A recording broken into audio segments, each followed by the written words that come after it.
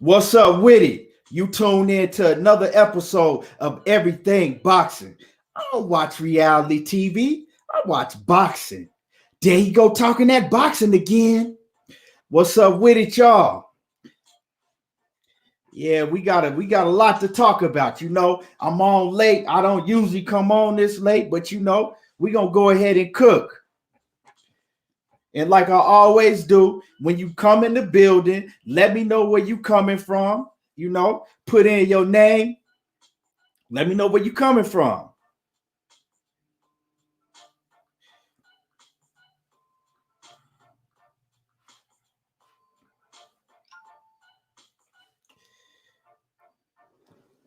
Mr. Was good. Mr. Finesse, salute what it is, family.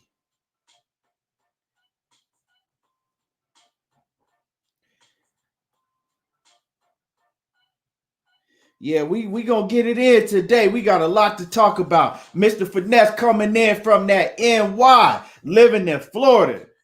Okay, you out there in Florida. You out there in that good living in Florida. That's that good living.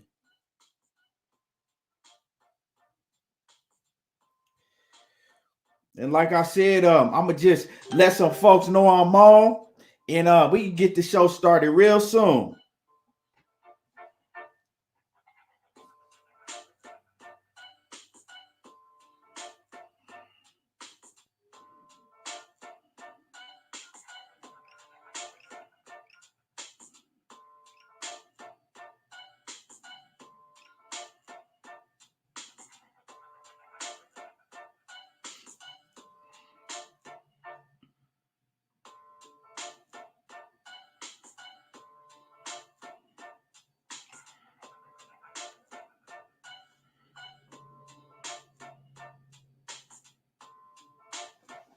David Henry Jr. off in the building. What it is with it, family. There you go, talking that boxing again. Yes, sir. We gonna get it in tonight.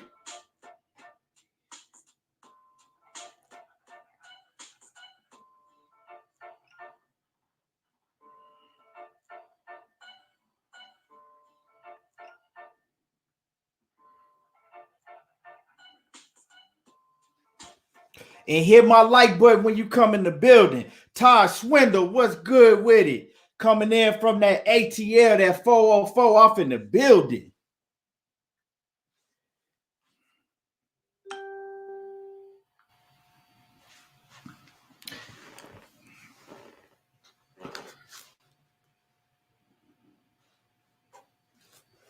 Yeah, like I said, we're gonna get the show started real soon. I'm just giving some people time to get in the building. I don't usually come on this late, but I was like, shit, why not? It's a whole lot going on. It's a whole lot that we need to talk about tonight.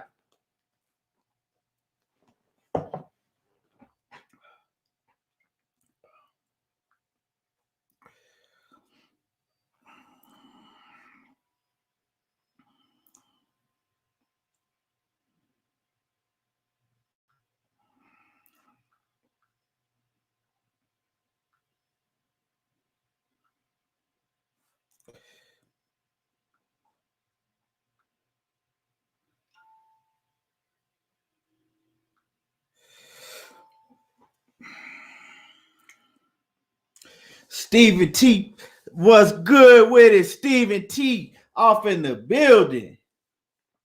I appreciate it, bro. I appreciate that.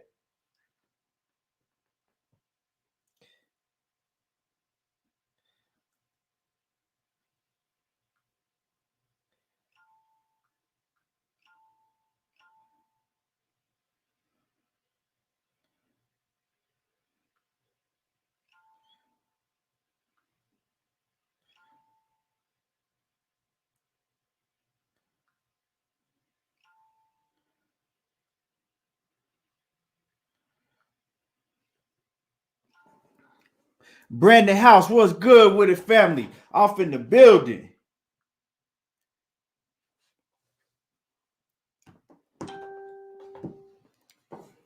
Shit, I know it's late on the East Coast, but I appreciate, everybody that's in the building, tuning in with me tonight.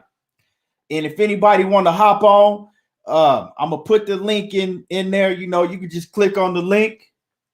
You can hop on.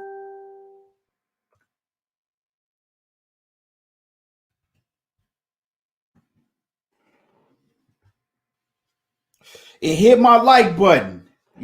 If you in the building, hit my like button.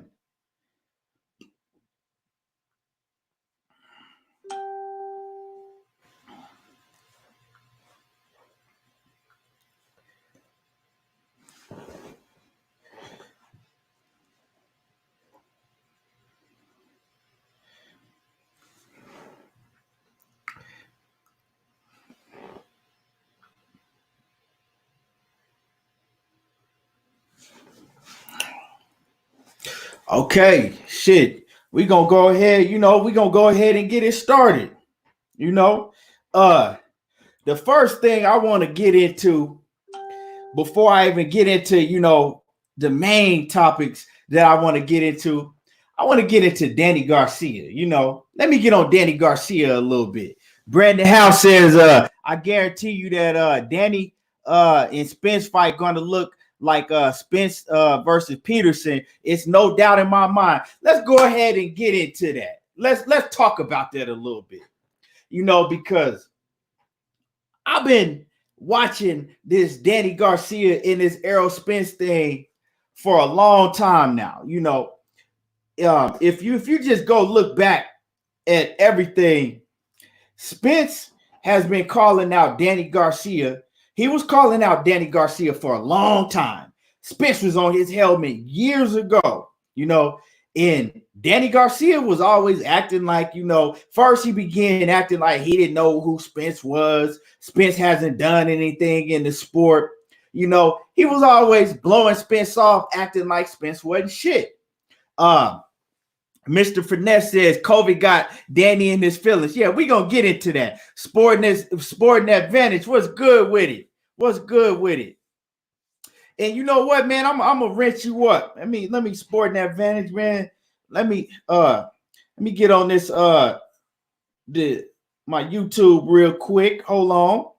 And then we're gonna dive right into it. Give me 1 second, real quick. Getting these YouTube comments.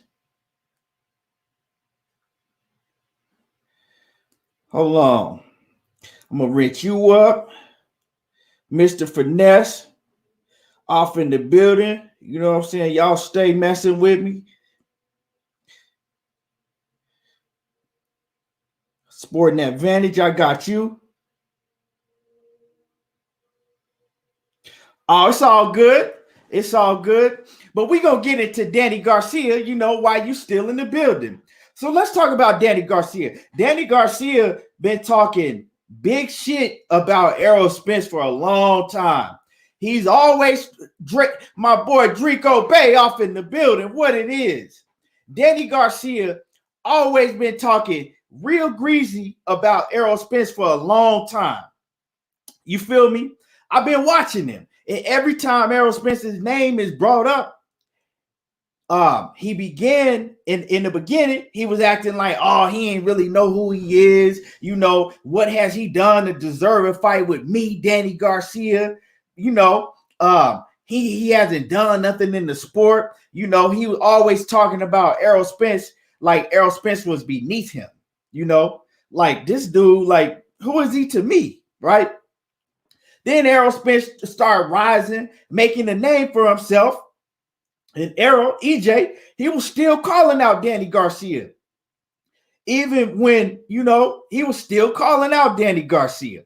And Danny Garcia, when Danny Garcia, still had that WBC title, when Errol Spence had the IBF title, you feel me? He was still acting like Spence, like he ain't done nothing. He don't deserve a fight with me. You know what I'm saying? He don't deserve no fight with me, right? So now, he would never pay EJ no attention. Every time he was asked about Errol Spence, he was always saying stuff like, he doesn't impress me. He's a basic fighter. He doesn't do nothing in the ring that impresses me. You know, he was always talking that big shit. So I always would say to myself, I would say, I can't wait to the day that the tables turn, in that, you know, and when that day, when the tables turn, that Danny Garcia, he gonna have to fight Errol Spence, EJ, to get that title around his waist. He gonna have to fight him. You know what I'm saying? And now let's see how he gonna be talking when he forced to fight him. But by my surprise, Danny Garcia, he ain't changed. His energy ain't changed. He's still talking that big shit. He still swears up and down. He even went as far to say is that Errol Spence can be a good tune-up fight for him. A tune-up. He's saying that. He's still saying that. He see a whole lot of holes in Errol Spence's game that he gonna exploit.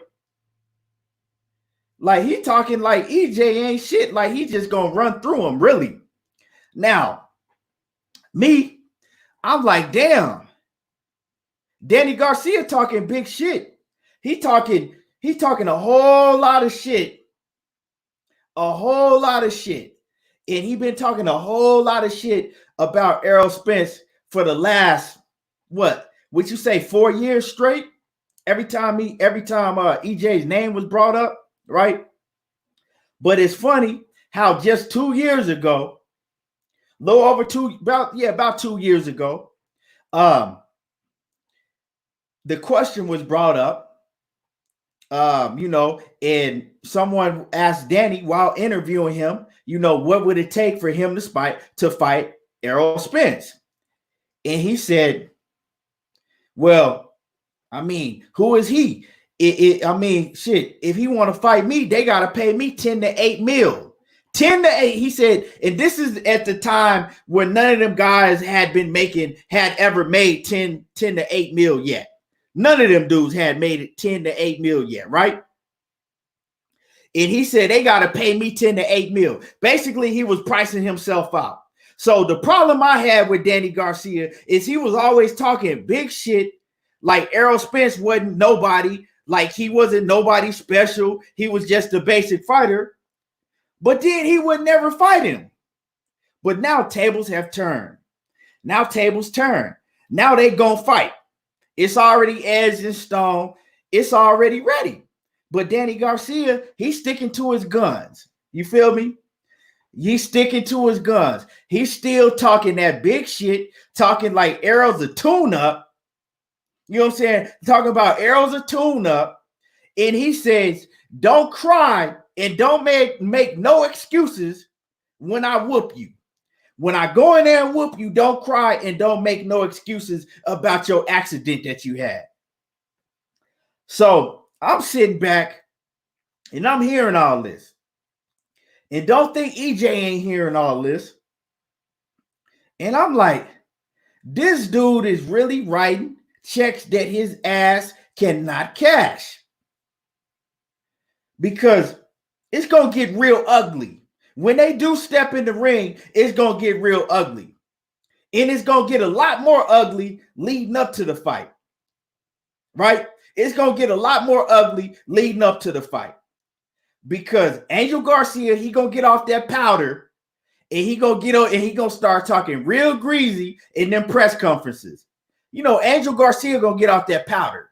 He going to get geeked up off that powder and he going to start talking real greasy. And Danny Garcia, for some reason, is trying to hype himself up to make himself believe that he's going to be able to run through Errol Spence easily. Now, let's break this down. You fought Keith Thurman. You couldn't beat him. You didn't have what it took to take, you know what I'm saying? You didn't have you didn't have enough. You couldn't beat him. You didn't have what it takes. Okay? You fought Sean Porter. You didn't have what it took to beat him. And thank you, because I won a lot of money when Sean Porter beat you. So thank you, Danny Garcia. All right? You didn't have what it took to beat him. Right? You fought in the past, you fought Mauricio Herrera. And a lot of people would say that you didn't beat him, but they gave you a gift decision. So if you couldn't beat them guys that I named, right? How in the fuck do you think that you gonna beat Errol Spence Jr. and you gonna use him as a tune-up? And he has all types of holes in his game that you've been seeing that you're gonna exploit and make him look like a tune-up. I don't understand. So is Danny Garcia really believing this? Or is Danny Garcia starting to act like Angel Garcia because he already got a couple L's on his record? So is Danny Garcia like, shit, well, I might as well, I ain't got shit else to lose. I might as well talk all of the shit that I can. Fuck it if I can back it up. You know what I'm saying? Who gives a fuck? I ain't got nothing else to lose. What is Danny Garcia doing? Do y'all think that Danny Garcia really believe that all of this shit that he's saying? Because, you know, when I look back at Danny Garcia's, you know, prior opponents, like when he faced Sean Porter, when he faced Keith Thurman, he showed them a lot more respect. Like, you know what I'm saying? He showed them a lot more respect than what he's ever showed Errol Spence. Danny Garcia has never had anything good really to say about Errol Spence. The only thing that I've ever heard Danny Garcia say good about Errol Spence is when Danny Garcia was asked, you know, during the before the fight happened, when he was actually on the panel. Ashley's Corner, what's good in the building?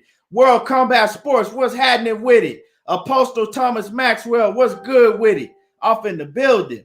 Now, the only thing that I've ever seen Danny Garcia say positive when it had to do with Errol Spence is when Danny Garcia was a part of the panel for the Sean Porter Errol Spence fight. I actually just watched that fight again yesterday, right? He was a part of the panel, and Danny Garcia, he actually picked Errol Spence to win the fight before the fight, you know, happened. He you know, they got his pick, they got Keith Thurman's pick, they got the whole panel's pick, and everybody picked Errol Spence to win, you know, either by unanimous decision or either by majority decision, right? And he was one of the ones that picked Errol Spence to win. Actually, Keith Thurman picked Errol Spence to stop Sean Porter, right? But nevertheless, that's the only time I've ever heard Danny Garcia show Errol Spence any type of respect. So he's always kind of like threw shots at Errol Spence and kind of disrespected him. I felt it as disrespect because he kind of, you know, every time he had to speak on Errol Spence, he kind of, you know, kind of looked at him like, who is he? Like, he's beneath me type of shit, you know? So I always couldn't wait for them to get in the ring. Like, I can't wait for this fight because I've always felt, this is me personally, I've always felt that Errol Spence owed something to Danny Garcia. You know what I'm saying? He owed Danny Garcia for all the shit that Danny Garcia been talking. He owed Danny Garcia from way back in 2015 when he was first spoke on Errol Spence and act like he was beneath him, like he was a nobody in the sport.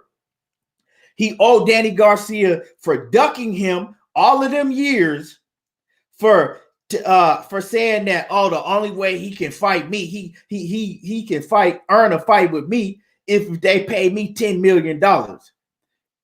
When at the time, none of them guys was making no 10 mil or anything close to that. Now, it would make sense more if he say some shit like that now. Like if Danny Garcia were to say, yeah, they got to pay me $10 million. Well, not now because of the pandemic, but before this pandemic, you know, like in recent times, if he had said that, then it would have made more sense. Like, okay, that ain't bad, right? That ain't bad, but come on now. He was pricing himself out back then. And everybody knew that he was one of the guys that never wanted to fight Errol Spence. So if he's so easy and he a tune-up, why didn't you ever want to fight him when you had the belt? When you were bigger than him? So, you know what I'm saying? He owe him. Errol Spence owe him a real good ass whooping. And it's crazy because I don't know if EJ actually was listening and heard all them things that Danny Garcia was saying in the past, because when Errol Spence was asked about Danny Garcia, he talked about him with respect. He was like, Danny Garcia, one of the guys that I have respect for, I think he real. And, he said the opposite about Keith Thurman. But before I get done cooking, let me get through some of these comments, man. I see y'all in the building. Let me see who we got. Draco Bay says Angel don't got no filter. Yeah, Angel get off that powder. Hold on, y'all, man. Let me fix this let me fix this screen real quick. Give me 1 second.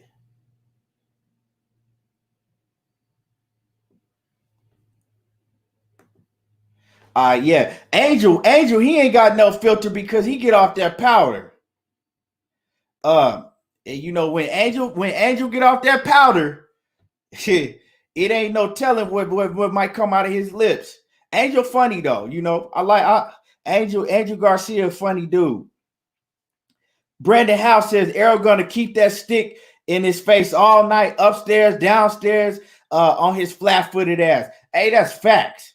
Like, you talking all that shit, you acting like come on, man. You acting like you ain't even beat them other dudes. Like, how you expect to run through EJ and you could beat Keith Thurman and Sean Porter? I don't understand. Dayton Henry Jr. says Mikey said the same thing about Holes and Spence's game. We saw how that turned out. Hey, facts. Big facts. Stephen Pope says Errol don't need no damn tune-up. Nah, he don't need no tune-up. If the man say he don't need no tune-up, he don't need no tune-up. You feel me?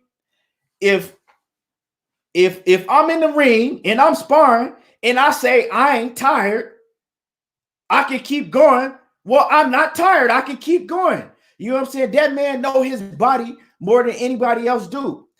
I'm pretty sure if EJ was like, damn, I ain't, you know what I'm saying? I kind of fucked up right now. I ain't finna go in there and, you know what I'm saying, look like this. I don't think he would risk losing both of his titles, looking like a fool in front of the whole world if he felt that he needed a tune-up. Y'all got to take a man for his word until he show you different. You dig what I'm saying? You have to take a man for his word until he show you different. When he show you different, then you could go, go off that.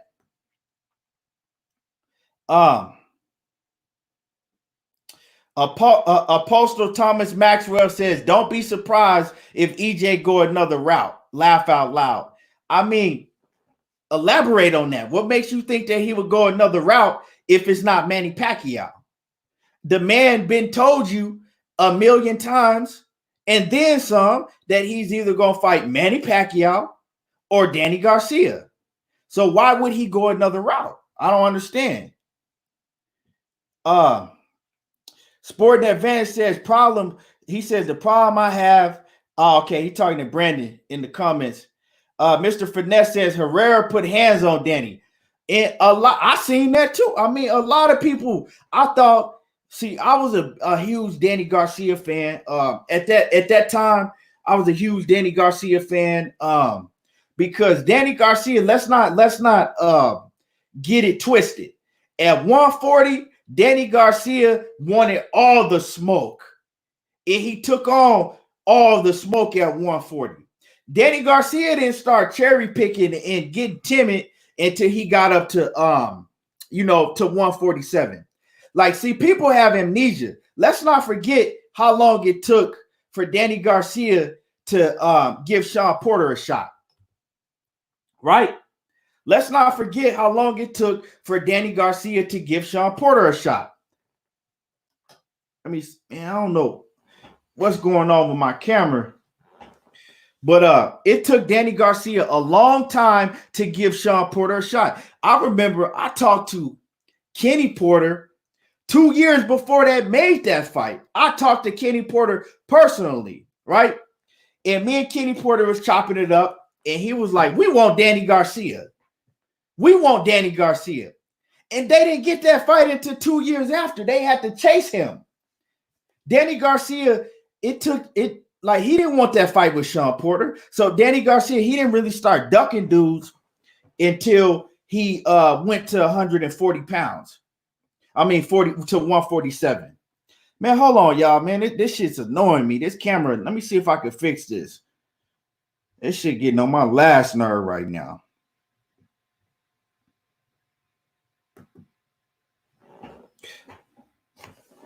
Oh, what's wrong with this damn camera? Hold on, y'all.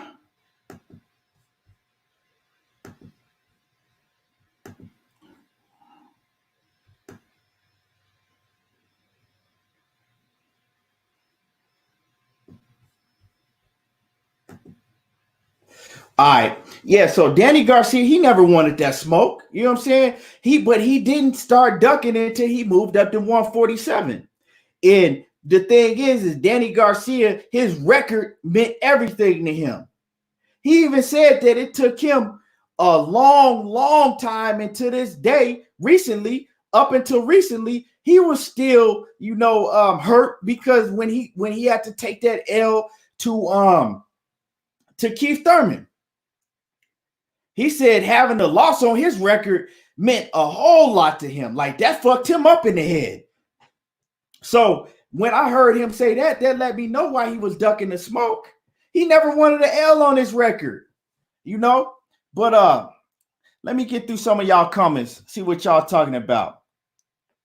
Apostle Thomas says, Dayton, whether DSG will hurt Errol, bro.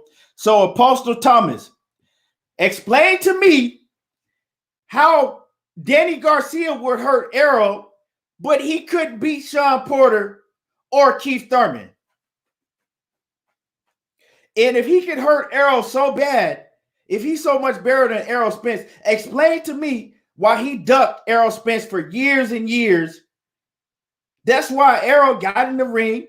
That's why Errol told Danny Garcia after Danny Garcia jumped in the ring during the Sean Porter Errol Spence fight afterwards. And EJ told him, tables turn. Tables turn. Like, I've been chasing your motherfucking ass for years, begging you to fight me.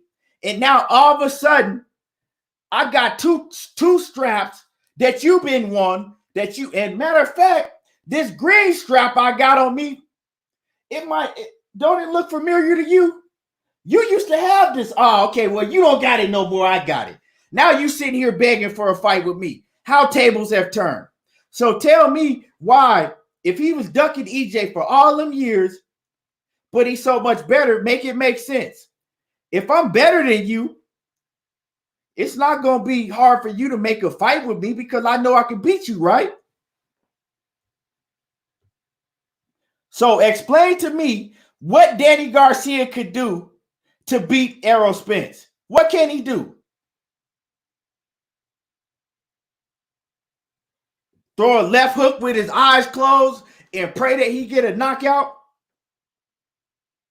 Is that what you banking on? You banking on Danny Garcia to throw one left hook with his eyes closed and open them back up and pray that Errol Spence is eating the canvas? Come on now.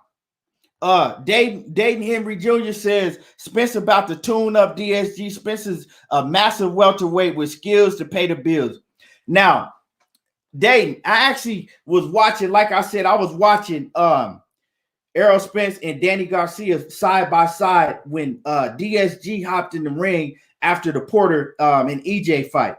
And the size difference is like they're around the same size.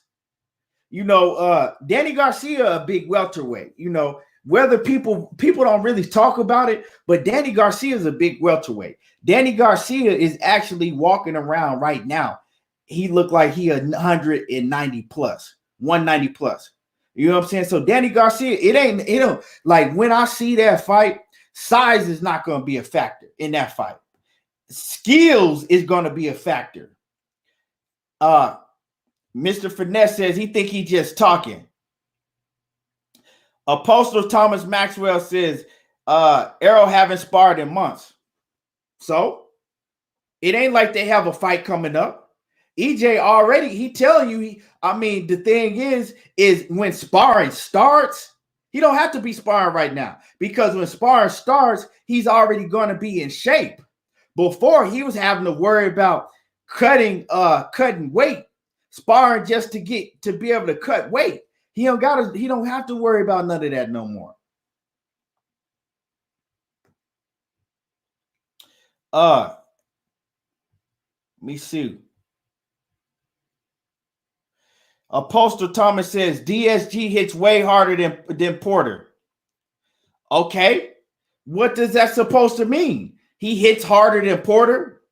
Does DSG have the footwork that Porter does?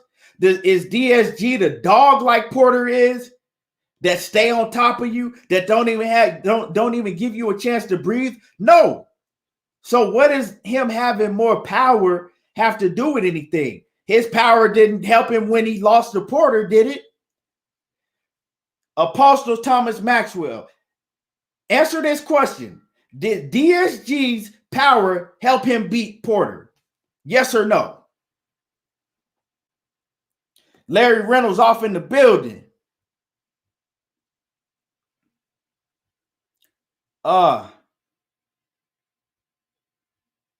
Yeah, Dayton Henry Jr. says DSG, he lost to all the top welterweights. He's one of them welterweights. He's right there, but he just can't cut it at the top of the food chain. You know what I'm saying? He at the top of the food chain, but he ain't at the top. He can't cut it.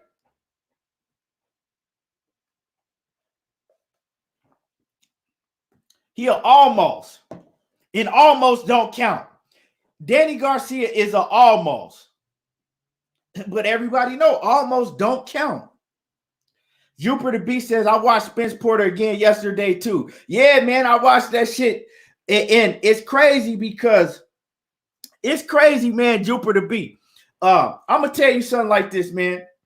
It's crazy because the first time I watched that fight, I think I had it 7 rounds to 5 with 1 round of draw. I think that's what I had scored it. I had 7 rounds for EJ, 5 rounds to Porter, and I had 1 round to draw. I think that's what I had it scored, right?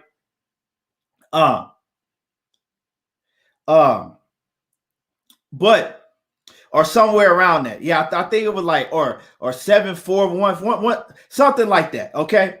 I watched it again last night, and I watched it very close. And I made sure I watched every round. I didn't let nothing distract me. I watched every round very close. And just like you said, a lot of that shit that I thought that Sean Porter was doing, he wasn't doing. EJ was blocking a lot of that shit. And the way that Sean Porter fights, just because he's so aggressive, he's doing a lot of herky, you know what I'm saying, crazy movements and doing a lot of wild shit. And he has his opponent on his back foot, and it looks like that he's landing shots that he's not. So I actually watched it again, and I scored that fight. And I only gave Sean Porter like 3 rounds. 3 rounds. 4 at very most. Sean Porter lost that fight clearly. It wasn't even close because he was smothering a lot of his work. A lot of shit Errol Spence was parrying off with his arms, and he wasn't landing clean. Now it is some rounds, the rounds that Sean Porter won, like I think round 4 was I seen 2 rounds that Sean Porter was really, really bringing it to EJ. He came out, but other than that, he didn't win that fight at all. The fight wasn't even close to me. Even though he performed well, he performed, with high energy. But if you just go look at the punch stats, the The punch stats wasn't even close. You know, it's funny because Errol threw way less than Sean Porter, and he landed way more at a way higher percentage. Tommy Dorsey says, I don't think DSG is an active enough fighter, obviously, to beat Spence. Yeah, he's not active enough. He's not good enough, and he's flat-footed. Any way you gonna bring it, any way he want to fight, they can stand in the pocket and get down and trade, he's going to lose. If EJ decides to box him, he's going to box his head off. So any way he wanted, any way he wanted. You know what I'm saying? And when Errol Spence beat the shit out of Danny Garcia, because he is going to beat the shit out of Danny Garcia, and I'm not saying he's going to knock him out, because you can't take away from DSG's chin. Danny Garcia got a hell of a chin. But if he do stop him, it might be to the body. But I ain't going to say that he's going to stop him. But after, because we all know how Danny Garcia and Angel Garcia take their L's. They don't take their L's good. When they lose, they always talk about they won the fight. And when they lose the fight, they both damn near crying all the time. So I'm going to tell you like this. When DSG suffered his third loss, he going to be crying, and his daddy going to go on the cocaine binge. For real. Mark my word. His daddy going to get on that powder, and he going to be crying. Oh, yeah, Drico, that press conference going to be crazy. That press conference going to be crazy.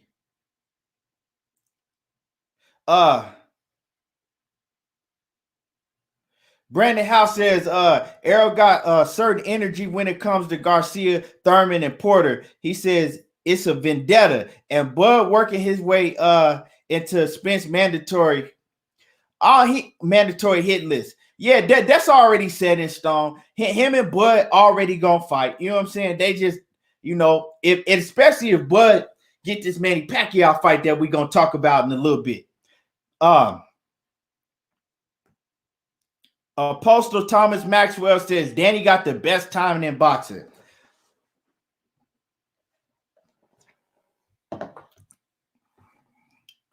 He says Danny got the best. Let me get this troll up out of here. And let me get this H Money troll up out of here. And this ain't even the real H Money, because the real H Money, right? Let me get this troll up out of here. The real H Money, he go by H Money, Mr. DAZN. This the troll. But anyway,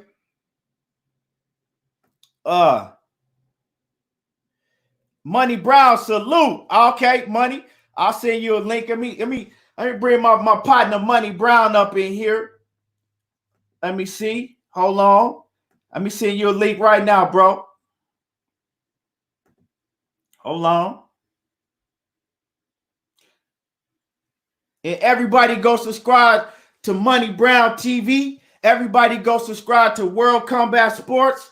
Hold on, y'all.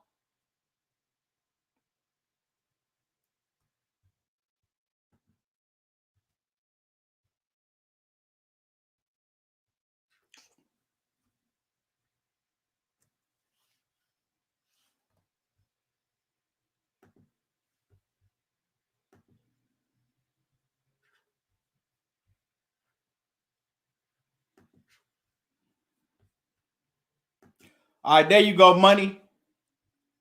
Let me see. Mateo Leon off in the building. What's good? Hey, man. Hey, congratulations on all the hard work you've been putting in the gym. Man, keep it up, Mateo. For real, man. I'm proud of you, dude. Man, I seen when you walked in the gym, you was flabby and out of shape. Now you ripped up and cut up like a bag of dope. You know what I'm saying? Boy, you cut up like a bag of dope now. Man, keep that up, man. I'm proud of you, man, for real. But yeah, there go the link, Money. Mr. Finesse. Here go Money Brown TV off in the building. And man, let me get on this YouTube and let me rinse some of my people up, that's been in here messing with me. Brandon House, I'm gonna go ahead and shoot you a wrench, man. You been here messing with me. Let me see. Let me see who else. Let me see. Hold on. What's good with it, Money? What's going down, big bro? Oh man, you know see you over here cooking. See you over here cooking. Yeah, just in here cooking. Let me get through some of these comments, and then I'm gonna let you go ahead and chime in on what we cooking on. Draco Bay says DSG banking on his counter left hook over Spence's jab. He's gonna try to follow Brooks' blueprint. Brandon House says Angles kill Garcia every time. He says pop his ass and turn him. Pop him and turn him. He says Thurman did that all night. He says Errol know what's up. Apostle Thomas Maxwell says pride before destruction. EJ laugh a lot. Humble yourself. I don't know what you talking about. Sporting Advantage says Thurman versus Garcia will still a good ass fight. Mateo Leon says Garcia at 140 couldn't be stopped. Garcia was he was the truth at 140. But he couldn't make that weight no more. He too big. Garcia's a big welterweight. You feel what I'm saying? He a big welterweight. Let me see.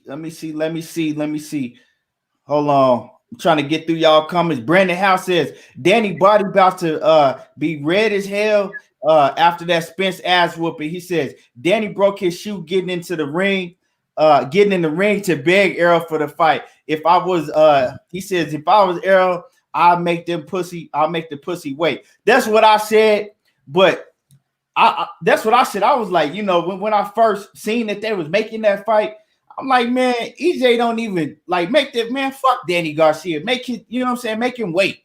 Don't even give him no shot. Do him like he did you. But then another part of me was like, man, I want him to punish DSG for all that shit he been talking for years. Ashley's Corner says, I don't see the comments you read, fam. Yeah, they some of them, Ashley's Corner, some of them might be coming in through Facebook. That's probably why. Some of the comments is on, a lot of them is in YouTube though. A lot of them on YouTube, and then the other ones on Facebook. He says Ashley's Corner says she see it 8-4. Todd Swindle says bottom line is Garcia is gonna pay for his reckless talk. Hey, that's what I'm feeling. EJ better make him pay for that shit. You know what I'm saying? He got to make him pay. It's payback time now. Ashley's Corner says EJ beat Sean Porter ass at his own game. Yeah, like I said, and money. You was right. You said 8-4. I just watched the fight again last night, and I had it 9-3, or you could have had it 8-4. But for me giving Sean Porter 4 points, I ain't gonna lie, was basically kind of giving him one round that I kind of thought EJ, you know what I'm saying, won, but I was like, I'm gonna give it to Sean Porter because he did well enough. You know what I'm saying? But Latoya Chef, the homegirl Latoya off in the building. She says, please send me the link to fight Sean Porter and EJ. Please send me the link to the fight, Sean Porter and EJ. She wants to send a link to the fight. Yeah, I got you, Latoya. When I get off of here, inbox me and I'll send it to you. She coming. She from Nebraska. She's from Nebraska. What's she on Facebook? Yeah, she on Facebook. Yeah. I see what you looking like, Latoya. Let me come to Facebook, see what you looking like. I might send you the link to the fight. Oh no. My Latoya, she one of us. She don't fuck with men. She a nigga. You know what I'm saying? That's my nigga. She know what I'm saying? She one of us. She probably beat a nigga up. She happily married, she happily married to a beautiful wife. Oh man, it's all love. It's all love. Yeah. Brandon House says, I feel Money was like, shit, I'm gonna have to go see what she looking like. hey, Money on it. Hold on, I'll cut this shit down. I'll see another link though. Where shit, but Yeah, but let me get through. Jupiter B says I agree. He says I had Spence winning more handily than I thought before. He says when Porter landed, it was flashy, but Spence blocking in the pocket and was underrated. Yeah, and Spence was just landing. His shit was clean. You know what I'm saying? Porter shit was he was smothering his own stuff. You know, but we know how Porter fight. You know, but you know you can't take nothing away from Porter. He still with just the energy that he bring along. You know, he make a fight hard to judge. And I also watched the Ugas versus Porter fight again. And I always said that Ugas won that fight, but when I watched that fight again, Ugas didn't win that fight. I had Porter winning by like 1 or 2 points, 1 point, you know. Let me see. That guy says I had EJ by a point on the rematch. Brandon. Yeah. Draco Bay says Spence knocking DSG ass plumb out. Okay, hey, that's a bold statement, Draco. That's a bold because we know DSG got a chin. Jay Ether says Bud watching everyone in his weight class. Hey, I disagree, but you know, hey, he said Omaha. I guess he's from Omaha. Hey, Jay Ether, I disagree, but hey, I ain't mad at you. But I mean, you say Spencer's ducking Crawford. That's some bullshit right there. That ain't no fact. But before I let Money get on here and cook with y'all, another thing I want to say is, you know, while we was, you know, kind of talking about the Porter fight, EJ looked sloppy in that fight. I'm gonna just keep it 100. Even though I had him winning, you know, hands down, I had him winning 8-4 or 9-3. I had him winning the fight with Porter clearly. But when I really looked at it, like really paid attention, and I saw that a lot of things that EJ, he looked sloppy in that fight compared to if you watch him against Kell Brook. I ain't even gonna say Mikey Garcia because everybody talking about, oh, well, Mikey Garcia was small in this. I'm gonna just go, you know, to Kell Brook and Peterson. Compared to how he looked in them other fights, he looked weak.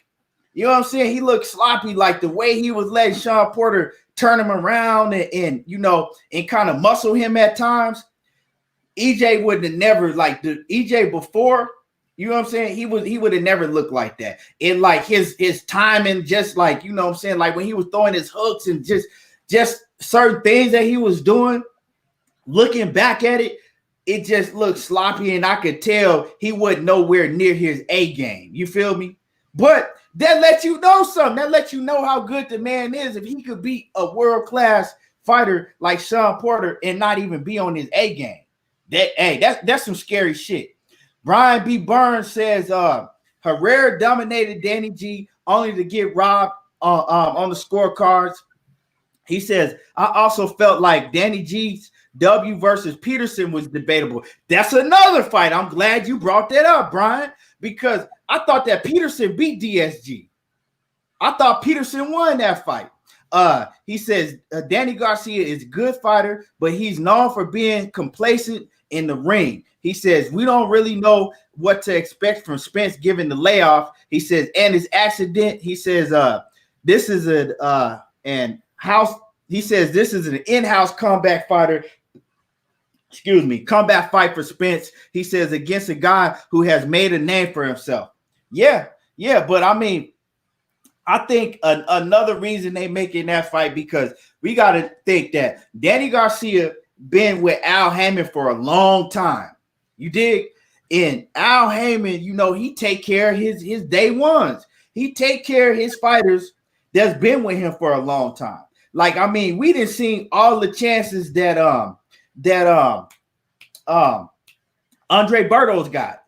You know what I'm saying? Look at all the chances. Anytime Andre Berto want to come back and get a chance, Al Haymon gonna look out for him. It's the same for Danny Garcia. Danny Garcia been loyal, so Al Haymon gonna be loyal to him. That's just what it's about when you look at it. You know what I'm saying? Sporting Advantage says if DSG starts slow like Porter fight, he says he could get KO. How you only land 5 punches? Yeah, that's real shit. Mr. Finesse says EJ looked like he underestimated Porter. I don't think it's that. I just think it's that, you know, when you the man in your city, like you the man, like you wanted to, you know, shit in all of boxing. You came up, you know what I'm saying? You just did 50K in Cowboy Stadium on pay-per-view. You know what I'm saying? I think he was just riding the wave. He was still riding the wave. And before, you know, riding the wave, doing, you know what I'm saying, enjoying the fruits of his labor, doing what he do. And before he know it, he's sitting there damn near 190 pounds and training camp just started. You see what I'm saying? Training camp just started. Now you got to focus on losing all this weight, you know? Let me see. Brandon House says Spence already know how to beat Porter. Then he says then they're gonna say you wouldn't see in the phone booth. You wouldn't see him in the phone booth with him. He says Errol ain't boxed not one time. He jumped in the phone booth and locked the door behind him. Oh yeah, he talking about when he fought Porter. Yeah. He fought Porter toe-to-toe, nose-to-nose in the phone booth the whole night and beat Porter at his own game.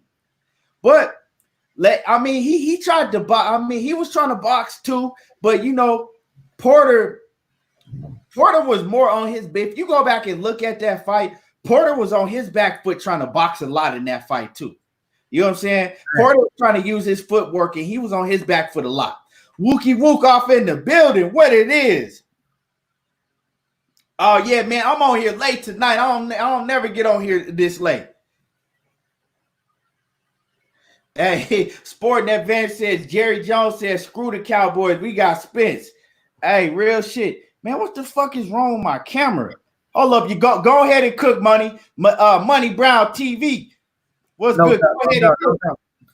Now on the Spence and the Danny. First of all, I want to say this. Shouts out to the beautiful Ashley Corners, but. Rest in peace, man, to George Floyd, if I'm not mistaken, that's his name.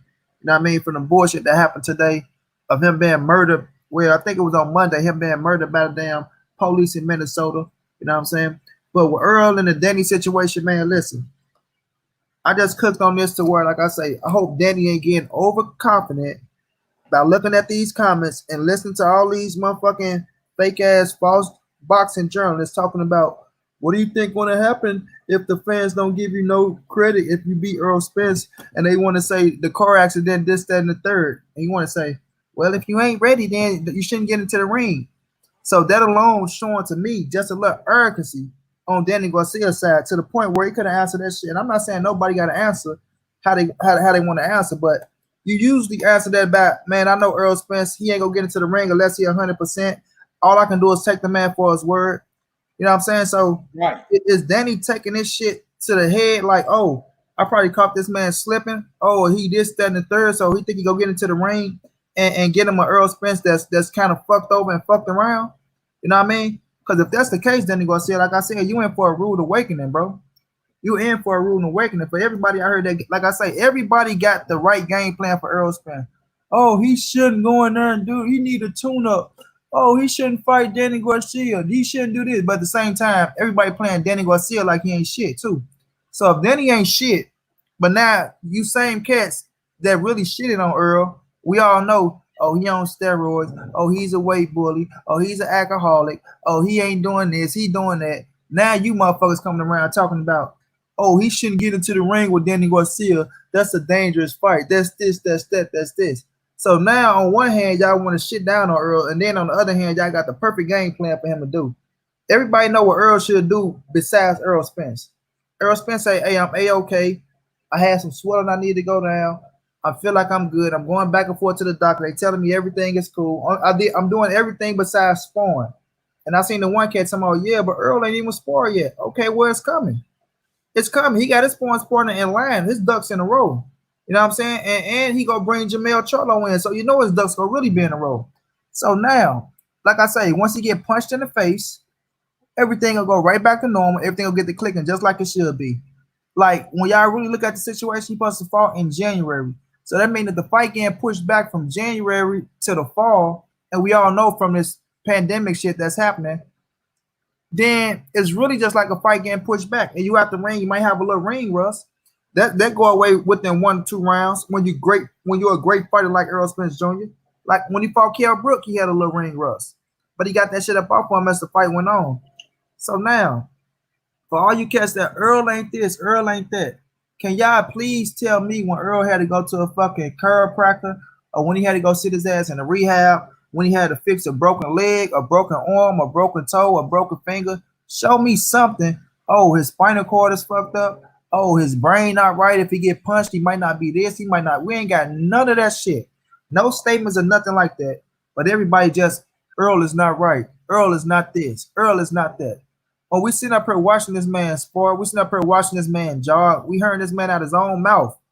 Out his own mouth saying, I don't want no tune-up. I'm going right back into that ring with Danny Garcia, right back on pay-per-view, give me my big bag. You know what I'm saying? Like I say, might have to get the little ring rust off early on when he first start. But besides that, once that dude get the rhythm, man, once he get into the rhythm, y'all must forget this dude do this shit for a living. For a living. You know what I'm saying? So Michael Joy can sit out for 2 years and come back and win 3 more rings, but Earl Spence can't sit out for a few months and get healthy and come back and get it to the ring and do what he loved to do, what he been doing almost his whole life, and be right back in boxing shape. That's what y'all telling me? When a dude taking the sport as serious as ever, like he taking the sport back serious as ever as he ever did, like, come on, bro. Stop it. Danny Garcia, like I say, one hell of a fighter. We giving Danny all this credit. He getting all this credit because I want Earl to get all this credit after he put on this show. You know what I mean? Like Keon said, Danny is a big fucking welterweight, and it showed in the Sean Porter fight. Sean Porter wasn't able to push Danny all around the ring. He was more active. But if you really look at that fight with Danny and Sean, Sean, the way he just tried to bully motherfuckers and push him back, he wasn't able to push Danny Garcia back. And that when it showed hurt Sean a couple times too. Yeah, and that's what showed me. I'm like, shit, this nigga Danny growing to a full-fledged welterweight now. You know what I'm saying? This nigga for real, a full-fledged welterweight. You know what I'm saying? He went in there, didn't win, but it was a close fight. You got some people who's real Danny Garcia fans thought he won. I thought Sean won the fight. The Keith Thurman fight, I thought Keith Thurman won the fight, but Danny held his own in that bitch. You know what I'm saying? He held his own. And he go have some, like I say, I ain't gonna he gonna have some success in the Earl Spence fight. It's gonna be another 8-4-9-3 situation. Another 8-4-9-3. And I think it's gonna be more clear because, like I say, I don't think Earl have to really come into this fight and prove shit. Like, he don't have to go in here and try to take a belt from nobody. He ain't got to go in here and try to dog it out like he did with Sean Porter, because he really dogged out with Sean Porter because he wanted to knock his ass out, because he was saying, I want to knock this motherfucker out. And the only way you're going to knock a motherfucker out is if you're going forward and going to him. So for all you motherfuckers that keep talking about, oh, Sean Porter took it to Earl Spence, he did it. Man, he ain't do shit. Earl decided to fight that fight. And he fought Sean like that, and he beat his ass 8-4. Keon say 9-3 or maybe 8-4. Go watch it over. But nonetheless, you gotta watch that fight over. Yeah, when you got a Danny Garcia, who's a 2-division world champion, who is a top 5 welterweight, you know what I mean, who do got a good fan base, who, if he, you know what I'm saying, I want him to be on this shit, go in there, work your ass off, work a little bit harder than what Sean, because like I said, Sean Porter, that motherfucker trained on Pluto, on Mars, he went to Washington, he went to LA, he went to DC, he went here, here, trained his ass off, and still came up short. He trained from March. He trained all the way from March to September. Facts, Count bro. it up. Facts. And still took a L. But he trained longer than that, because from March, he said, okay, so he had the training camp with Ugas. So he already had a training camp with Ugas. And then right after Ugas, he said he only took like a week and a half, 2 weeks off, and went straight into another full-fledged training camp. Because I knew what they was dealing with. Trained damn near half. He probably trained over half a year just for the Errol Spence fight. And that's why I say, because his daddy, Kenny Porter, knew they was dealing with the real motherfucking deal and Errol Spence. Kenny Porter knew what it was going to be. He knew what it was. He knew what it takes to beat somebody like Errol Spence. But in this situation, he knew what it takes to compete with somebody like Errol Spence. Because you damn sure didn't beat him. And I praise Sean Porter for that. Give him credit. He did what he had to do. Like, he kept saying that shit, Keon. I just got to be perfect for one fight. Everything just got to be clicking. for one. And I promise you, if he lied, I mean, if you ask Sean Porter this question, if he lied, he a sucker. If you ask him, is that the hardest you ever worked in your life for a fight? I bet you say yes. I bet you say yes. You know, one thing I noticed when I watched that fight over, I watched the post-fight press conference, right? And I'm gonna tell you how Sean Porter, why Errol Spence was like, you know, Sean Porter, he put on for the camera, like basically saying he was fake, him and Keith Thurman. And I noticed this, right? And I didn't notice the first time, right? Because when you watch shit over, you kind of, you know, you watch for little things. So I was watching the reactions when they was announcing, you know, the winner of the fight. So it was a split decision, right? One judge, he gave Sean Porter the victory by a landslide. I don't know how. And then the other two gave it clearly for EJ, right? 8-4. So, yeah. So basically, before they announced it, you know, they got the split screen. They showing Sean Porter and they showing EJ. Now I'm looking at both of them. EJ, before they announced it, he patting his chest, putting his hand up in the air, right? Like he patting his chest. You know, I don't know what the hell wrong with my camera. He patting his chest, putting his hand up in the air, you know, like already, like before they even announced it. Like he know he won the fight, right? Now, if you look at Sean Porter had his head down like he already know they lost, right? And then when they announced it that EJ won the fight, Sean Porter was just like, yeah, like, you know, shaking his head like, yeah, he got me. You know what I'm saying? He got me.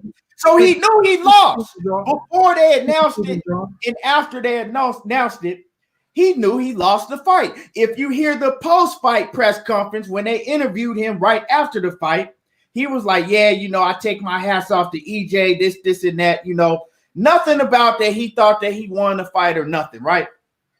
Now, when he go back on PBC the next day, you know, and you know, what's the PBC inside PBC? All of a sudden, he got robbed and he won a rematch and he won that fight and this and that. He was putting on. He putting on for the cameras. He knew he had lost that fight when the fight was over. And I noticed that shit. I didn't notice it at first. You know what I'm saying? Because when you watching the fight, you know, at the crib, you at a park, whatever, you not really catching all these little things. I caught that. And then I went back and I'm like, that's one of the things that EJ probably called too, was like, this motherfucker fake. Like he you know what I'm saying, he like to put on for the camera. And why keep the same energy? You know what I'm saying? Keep that shit the same. Don't get in front of the camera just because you hear everybody else saying like it was a close fight, and then all of a sudden now you want to act like you got robbed. When the fight was over, you was in the ring. It was you in the ring and him in the ring and the ref in the ring. You didn't think you won after the fight was over. You were shaking your head like, yeah, he got me. Now all of a sudden you think you won the fight? Come on, make it make sense. We know how guys react after a fight if they think they was robbed. Everybody that's in here right now, all 35 people that's watching right now, right? Everybody know how a fighter reacts. I don't care if you felt he won or lost. Everybody know how a fighter reacts after a fight if he thinks that he won the fight. Let me tell you, react in the manner that Sean Porter was reacting. Let me tell you this: the dude that got to my man Porter was turning EJ round on the ropes, man, and hitting him up. No way that fight was 9-3 or 8-4. Y'all buy, man, get the hell out of here. Go watch the fight over. So what is your card, that guy? What was the scorecard you had? So what was your scorecard? If we just buys and we can't have a 9-3, 8-4, you got a fucking referee that had an 8-4 Porter. So is that referee bias? You gonna tell me Sean Porter won 8 fucking rounds out of that fight? Come on, bro. Man. How am I biased? Right. How am I biased when I first watched the fight? I disagree with Money because am I lying, Money? Because I said no. I said I had it 7-5. You know what I'm saying? I had it. Didn't I say that? I said I had it 7-5 with a draw, with one of the rounds a draw. Right? I said that I basically 1 or 2 round difference. I said I had it. You know, it made it 2 rounds because of EJ with the knockdown. That's what I said. Did I not say that, Money? when I first watched the fight, right? So I come back and I watch the fight and I saw it different. How am I biased? I'm telling you what I saw. Go back and watch that fight, and you cannot have Sean Porter winning that fight. Right. So you must just be a Porter fan. Like Ashley say, Sean won 3 rounds, maybe 4. It was a tough fight. Like I say, Sean, he went in there with the aggressive. He made it a good fight. But just because he made it a good fight, don't mean we got to say, oh, shit, Sean did good in this round. Don't mean we got to give him that round, bro. Just like Floyd and Madonna the first fight. It was 8-4 in my opinion. Madonna just went in there and made it a entertaining fight. But if y'all cats been real with yourself and go look at the fight and tell me, I mean, be real with yourself. Like my brother Main Man said, he gave Sean Porter 8 rounds. He only gave Earl 4 rounds. Show me where Earl Spence only won 4 rounds. Earl won 4 rounds in the first half of the damn fight. So how can you only give him 4 rounds? Like, that's crazy to me. Hey, but you know what I'm saying? Because me, I'm not biased with no. When it come to fight, I'm gonna tell you why I'm not biased. You know what I'm saying? First of all, I can't never be biased when it come to watching fights, because when I say some shit, I'm gonna put my bread behind it. I bet on all these fights. And money, am I lying? Nope, all facts. I put money on these fights. So if you put money on these fights and you biased, you got to be a fucking fool. You see what I'm saying? Because you got to look past all of that bias shit when you betting big money on these fights. Because if you lying to yourself and you go to that betting line, you know what I'm saying, you're going to pay for it. So it ain't nothing biased. I don't watch fights with a biased eye. Because I mean, being biased, that shit ain't gonna help you. If I'm like, okay, say EJ, right? Say he lost the fight clearly, right? But I'm get on here and I tell everybody that he won, right? Clearly, right? What's that gonna help the next time he got to fight another killer? Facts. Make it make sense. So why am I gonna get up here and talk something biased? I'm telling you what I saw. And it ain't, you said EJ won by a point. Like I said, go watch the fight over. Go watch that fight over. And then if you still come back with that same score, right? I would like for you to hop on here, right? Hop on here on my next live and break down the fight and tell me how you got the score that you got. Facts. He say EJ by a point. Well, if you got EJ by a point, what's your scorecards, homie? So you telling me the knockdown is the only thing that won EJ to fight? That's what won him to fight by a point.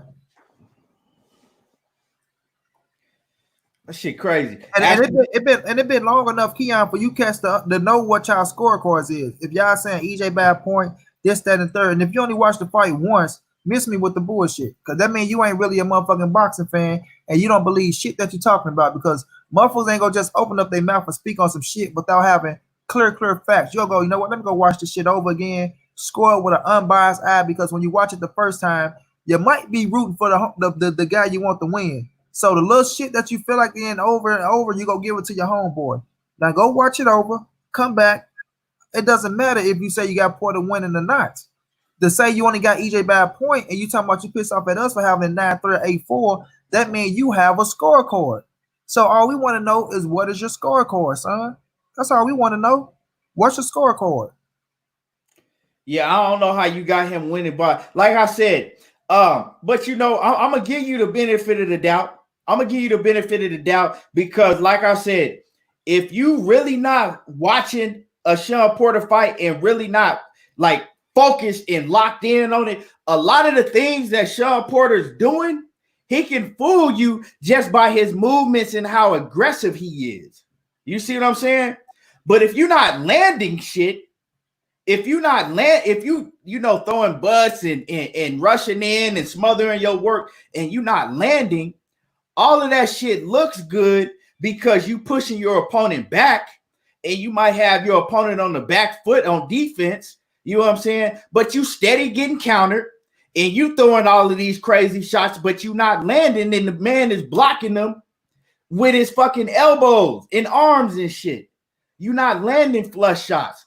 Errol Spence was landing flush. When he was throwing his shots, he was landing clear flush shots. But one thing that EJ was doing, like I said, I'm gonna keep it 100 straight down the middle. He was catching Sean Porter with a lot of low blows. You feel me? He was catching Sean Porter throughout the fight with some low blows, but all of them wasn't low blows because Sean Porter did have his trunks all the way up under his goddamn neck, damn near. You know what I'm saying? And Sean Porter was a lot of times. Sean Porter was, he was pushing down on the back of EJ's head, but EJ was landing some low blows. You know what I'm saying? He was landing some low blows, and trying to dig to the body. Huh? When you got your head in somebody's chest, bro, like when your head in somebody's chest and you trying to shoot them bitches low, and we look at Sean Porter elbows, them bitches is blocking the body, so you want to go low with them motherfuckers. Don't get me wrong. Yeah, if you one was low, I will admit that. But when you shooting them, when your head in somebody's chest and you shooting them motherfuckers in a fight, man, you're not giving a fuck what them motherfuckers, man. Just ask Andre Ward and Sergey Kovalev. You just shooting them motherfuckers. You know what I mean? Yeah, so they're not intentional at all. Yeah, intentional at all. Yeah, especially if you're pushing down on my motherfucking head. Yeah, exactly. So, but like I said, you have to a fight like that with any Sean Porter fight. Like I said, I just came on here and I was pissed off in Ashley's corner. She made a reference to Sean Porter getting a gift decision against Ugas. And this is a perfect example of what you're talking about. That guy and what me and Money speaking about. Okay, I had Ugas winning that fight with Sean Porter. Right, I only ever watched that fight one time. I had Ugas winning that fight. I thought Ugas clearly got robbed. Right, I watched that fight again the other day. I watched that Ugas and Sean Porter fight again.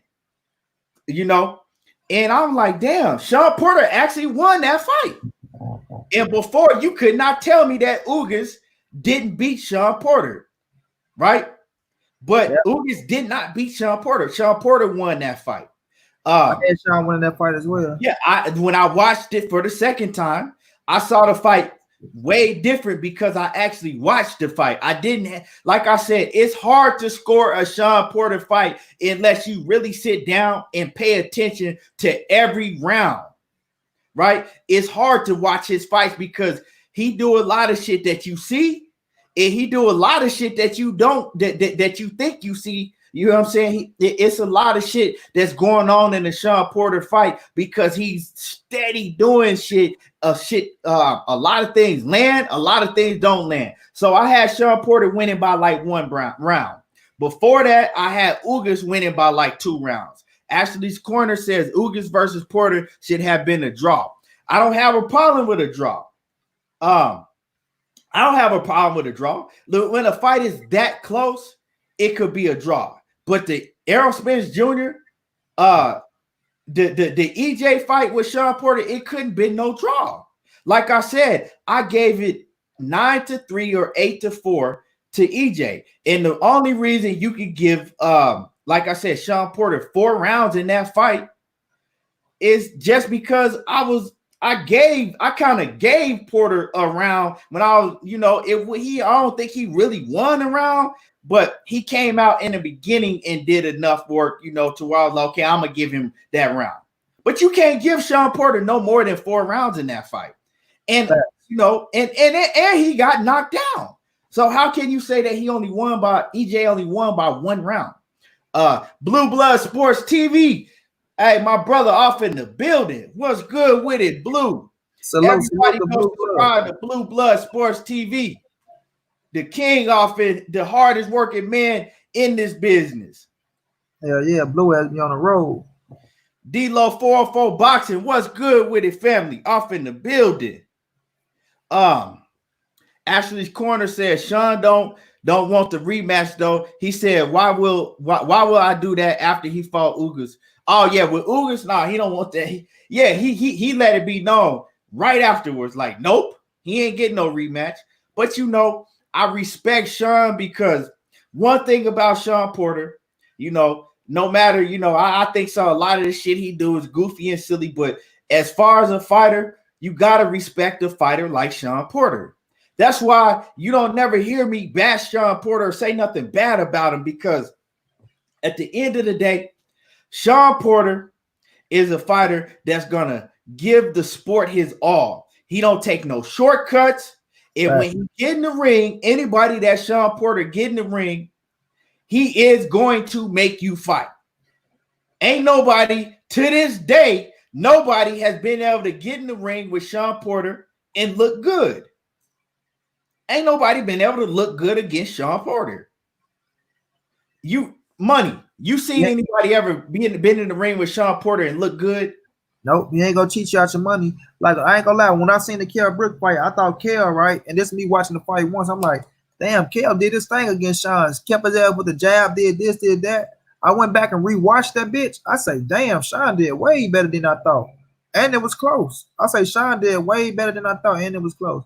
And even though Earl got his ass 8-4, he still made Earl work, and he still went out there and did what he had to do to make it an entertaining fight, and he made it a little rough for Earl. That's why I say, just like Madonna made it a little rough for Floyd, but that don't mean that, you know what I'm saying, the fight was close how y'all think it was. But y'all gotta really look at them rounds and get credit where credit is due, and see that EJ dogged that shit out and pulled them rounds out the bank. You know what I'm saying? So it's just cats out there that like I say, people don't hate EJ, they hate his fan base, bro. And that's why I say, if you let other people persuade your mind on what you think about a man, then you just a soft mental motherfucker. You can't get mad because somebody got a fan base that rap for them and say, oh, he go do this, he go do that, who this. Like I say, nobody gonna persuade me on Lomachenko, nobody gonna persuade me on what I think about fighters. I just think when you guys sit up here and y'all see EJ fan base rap for him, oh man, I just get tired of his fans, man. They just think they go do this, they just think he go do that and do that. So that make you hate a motherfucker. So just because his fan rap for him, that make you a soft sucker ass nigga. Because on the simple fact that you never know, Earl might be the one that saved your life or saved your mama's life. But because you dislike a man because what other people think about them, you need to look yourself in the mirror and see how mentally soft you are. You know what I'm saying? That's where it really come from. And motherfuckers want to see him lose because they see that he got a fan base. You know, when you're on top and motherfuckers talk good about you, they always want to see you fall, bro. You know what I'm saying? Look at Blue Blood. Blue shit be jumping. Blue Blood got a fan base. We love Blue Blood. We support Blue Blood. You'll see motherfuckers hating on Blue Blood just because this shit. You see cats go to Blue Blood's channel, right? Before he even start, they'll go in there, hit the dislike button. Hit the dislike button. They'll stay in there the whole hour and a half, 2 hours that he on live and watch every word that man say out of his mouth. Yeah. Now, if you dislike him so much, why are you watching him? And not only that, not only that, switching motherfucker words up to fit their narrative. Oh, he said this, he said that. They follow everything he do and say, but you know what I'm saying, swear up and down that they hate his guts. Right? Oh, thanks, bro. Hey, but man, D-Lo boxing, he said he got a new job, man. Congratulations to the new job, man.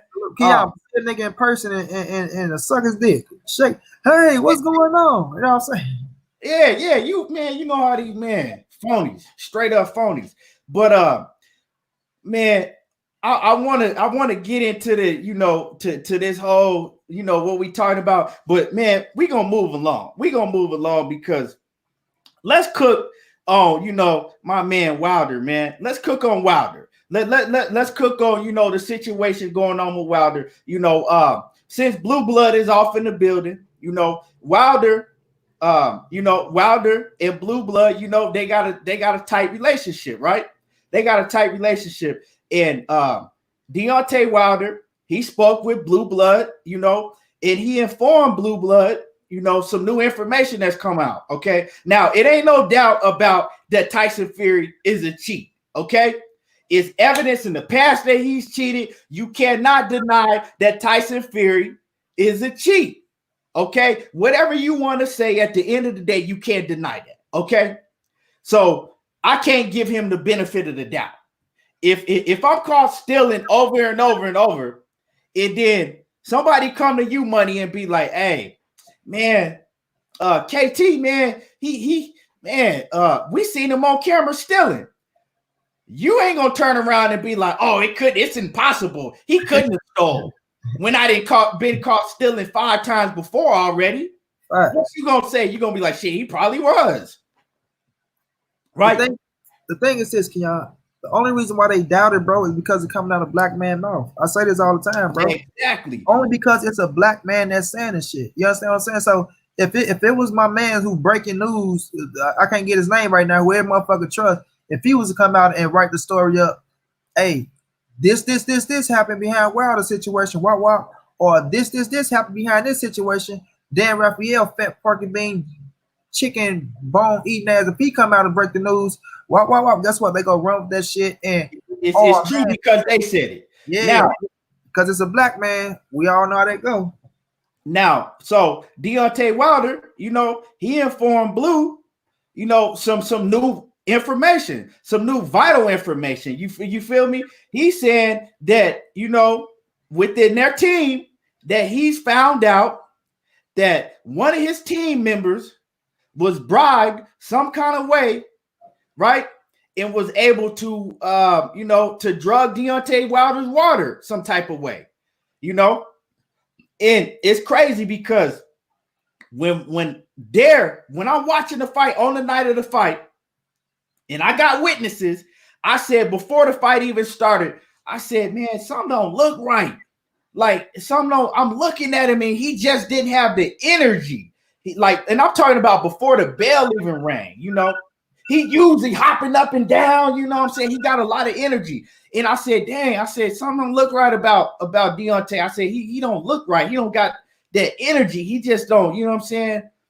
And so when the news came out that, you know, I'm not gonna go too far in it into, you know, more info comes out. But when the news came out and, you know, Wilder had informed Blue Blood that, you know, he got, you know, they found out some vital information that his water was spiked, that his water, that he was drugged, you know, they put something in his water, right? And that was part of the reason why, you know, he felt like he felt. Remember when he felt like he said he just felt like a zombie in the ring, okay? Why would he say that? I mean, and a lot of people said, oh, he's just making an excuse. You can't believe this. Now let me break it down to you, right? Right? Make this make sense, because I'm going to break it down to you, okay? If he's making all of these excuses and he really don't believe this, right? He don't have no proof of this. He's making all these excuses like people want to say that it's not possible, this and that. He's just making excuses because he don't know how to lose. He don't know how to take his loss, right? If that's the truth, wouldn't that be hurting him if he was just making excuses and knew in the back of his head that he got to fight this man again and he has no chance of beating this man? So why would I make an excuse and say all of these things if I got to fight this man again?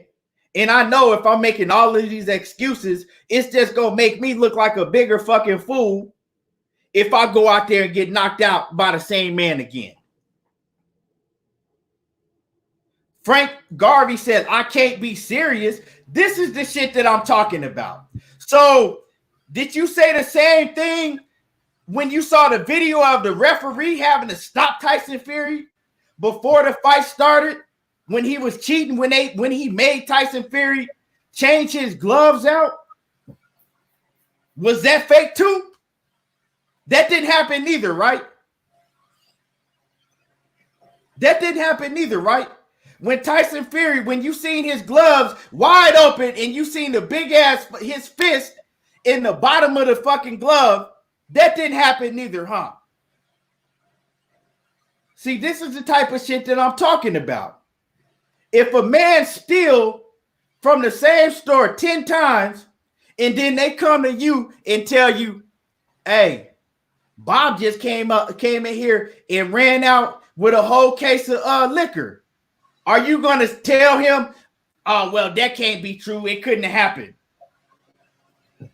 when you didn't see him do it 10 other times? You said put the pipe down.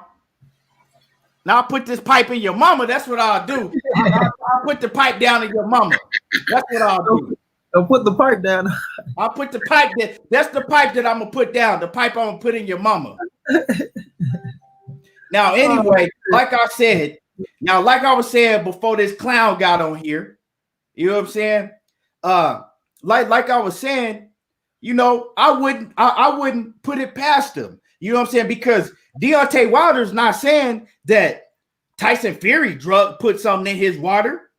What he's saying is that one of his team members was bribed, you know, and he knows exactly what happened. And I'm sure Blue Blood know the full story, but I'm just saying, you know, part of the story, right? And that he's found out. That's why in the very beginning, a long time ago, he said that he was going to have to, you know what I'm saying? He was going to have to clean house. He was going to have to clean house and, you know what I'm saying, and cut the grass and get some of his team members up out of there that he thought was with him that wouldn't really ride with him like that. Okay? That he was going, that's why he was saying things like that. Oh, yeah, Blue Blood, you know, I knew they was coming. You know what I'm saying? I hope if I ever commit a whole bunch of crimes, if you know what I'm saying, I ain't gonna do it, but I hope if I ever have to start committing crimes, you know what I'm saying, they give me the benefit of the doubt like that over and over and over again. You feel? Let me ask you this though. Let me ask him this: Frankie Harvey, whatever the fuck your name is. Look, is it a possibility? Is it a possibility that Fury could have cheated, knowing his background with what happened in the Klitschko fight?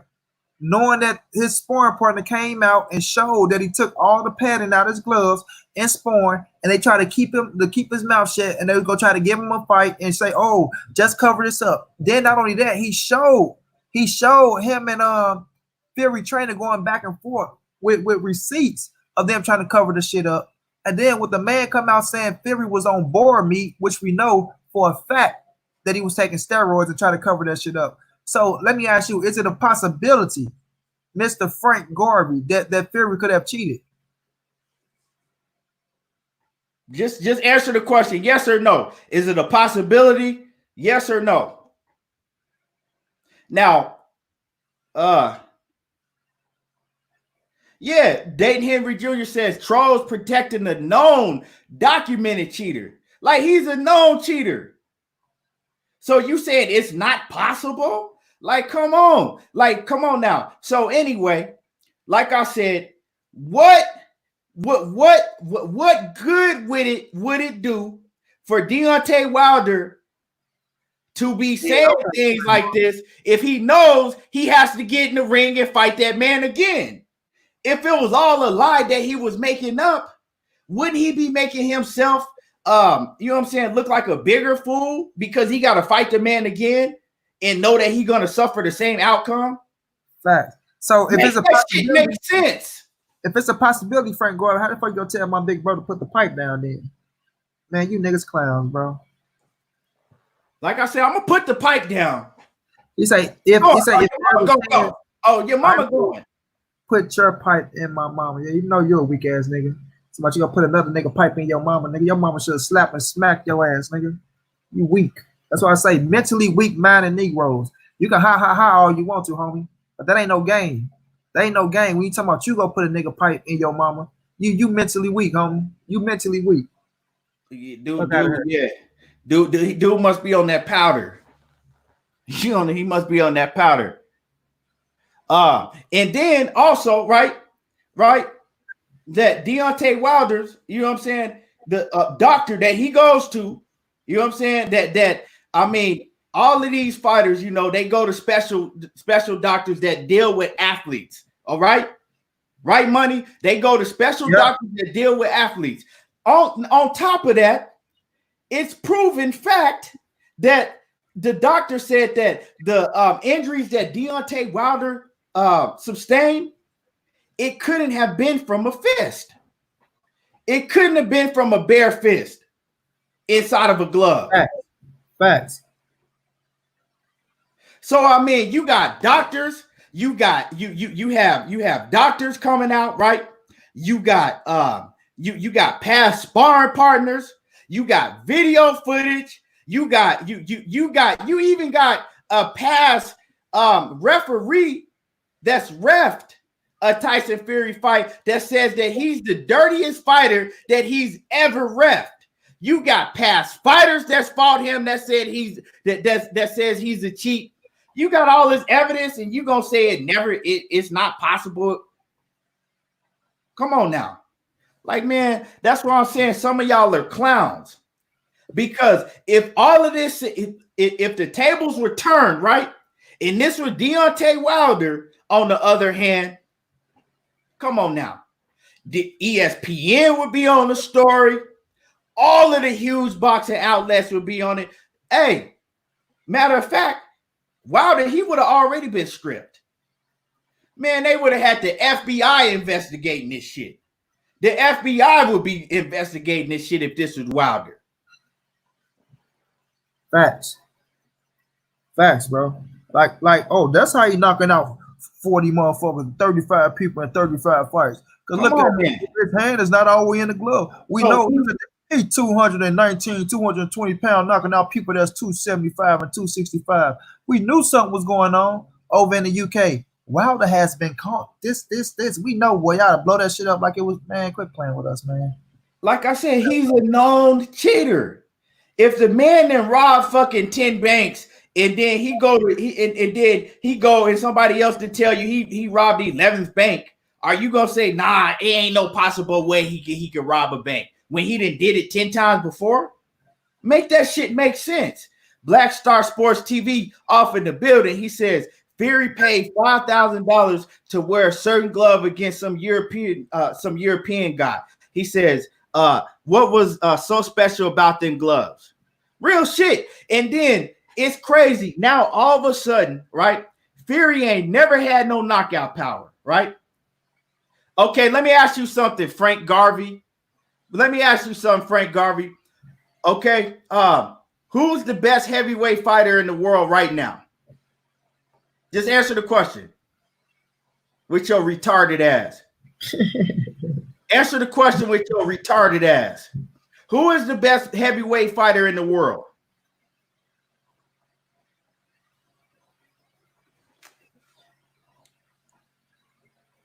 Answer the question. That's not what I asked you. I asked you, who is the best heavyweight fighter in the world right now? You said Deontay Wilder is a bum. So who is the best heavyweight fighter in the world right now? Just answer the question. Frank Garvey, answer the question.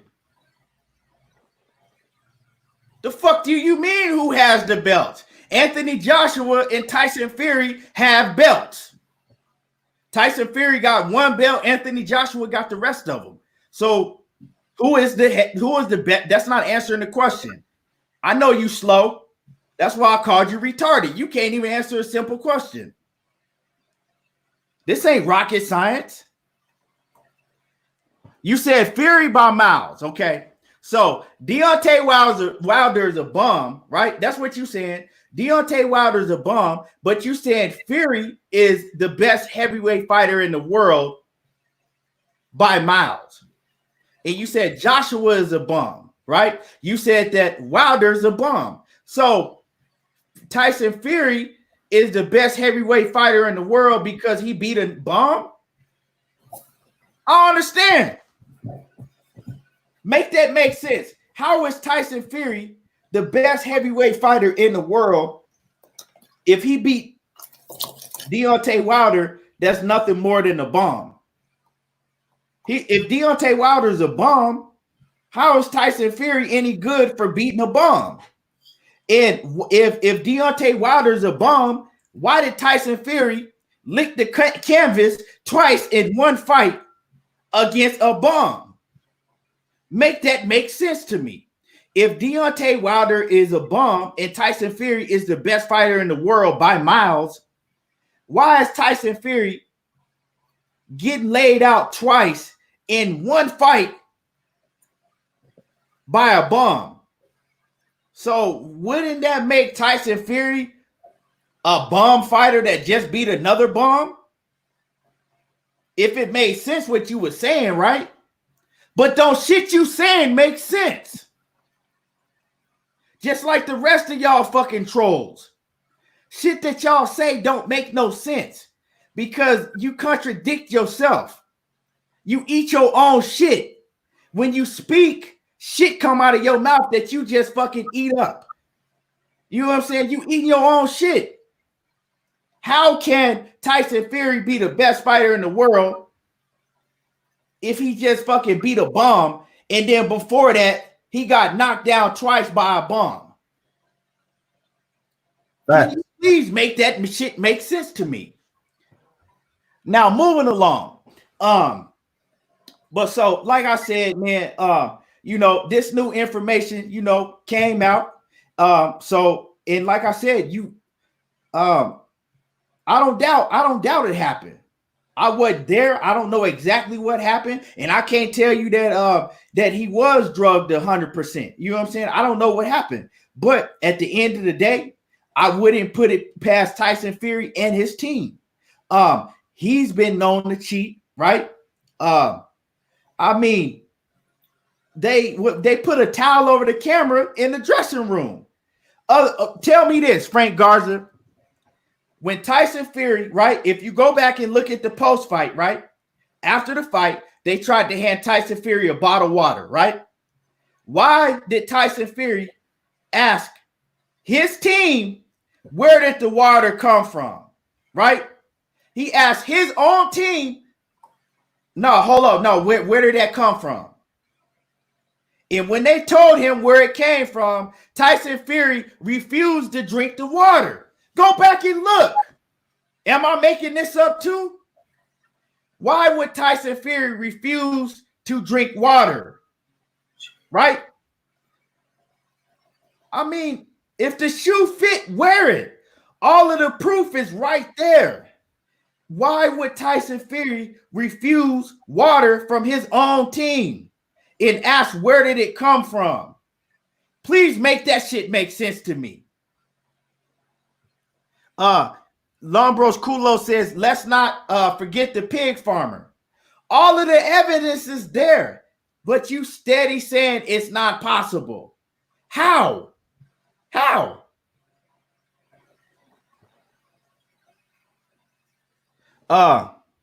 It's shit crazy. How? Go ahead, Money. Can you make that shit make sense to me? Why would Tyson Fury ask, where did the water come from, and then refuse to drink it? Because he don't want to drink the wrong fight. This is after the fight that already happened. Because he don't want to drink the wrong shit and get fucked around because he already know what's going on. Like at the end of the day, bro, Fury lost all respect for me. I said this. If Wilder don't come out and push 100% on the situation and say, you know what, this will happen, put the proof out there, this, then fuck it, let's move on to the third fight. Because I know this, and I'm not saying let's just move on to the third fight because I don't want him to let motherfuckers know what happened in that fight and that I give a fuck about you weak ass, fake ass, fraud ass fans out there. But it's just because I just want him to focus and get that shit out of his head. You know what happened? Let's put the full court press down on Fury ass, from the gloves to the water to whatever the situation is. Keep this motherfucker under the microscope. So in this third fight, everything is gonna come out in the light. Everything will come out to the light. You know what I'm saying? Like BLTB, salute to him who did a great fucking show today, who showed Fury talking about, yeah, Wilder's all the way 100%, I might lose. You know what I'm saying? So it ain't no might to it, motherfucker. You probably know some bullshit that you did already, and you know you ain't gonna get away with that shit no more. So you know what's going on now. You know the play. So now you want to come out and make excuses up on why your ass for the lose. So now you want to get that shit ready. You know what I'm saying? But at the end of the day, he's a cheat. He's a known cheat. I don't give a fuck who ride for him, who want to say, y'all making excuses, this, that, and the third. I don't give a fuck. At the end of the day, the third fight is going to tell everything. And I want the third fight. I want it. But I do want the full court press on Fury motherfucking ass, so we can't let him get away or get an inch with nothing.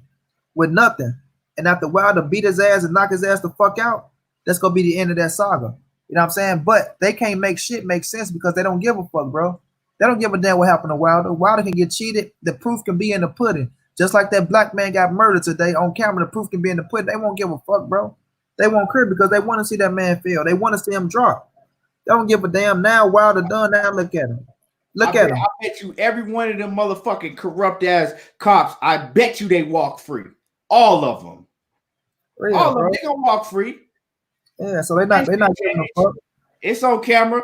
They gonna come up with something, you know what I'm saying, to justify what they did to that man, killing him in cold-blooded murder. You know what I'm saying? They gonna all walk free. You ain't got no pipe. You got a pussy, nigga. Get the fuck out of here. You lame. You already talking about you gonna grab another man pipe and put it in your mama. You a lame already. Get the fuck out of here. We ain't worrying about what you talking about. This dude is a pure fucking clown. You know what I'm saying? This dude is a pure clown. But yeah, like you say, though, they won't give a fuck. Wilder can get cheated 100 times out of 100, bro.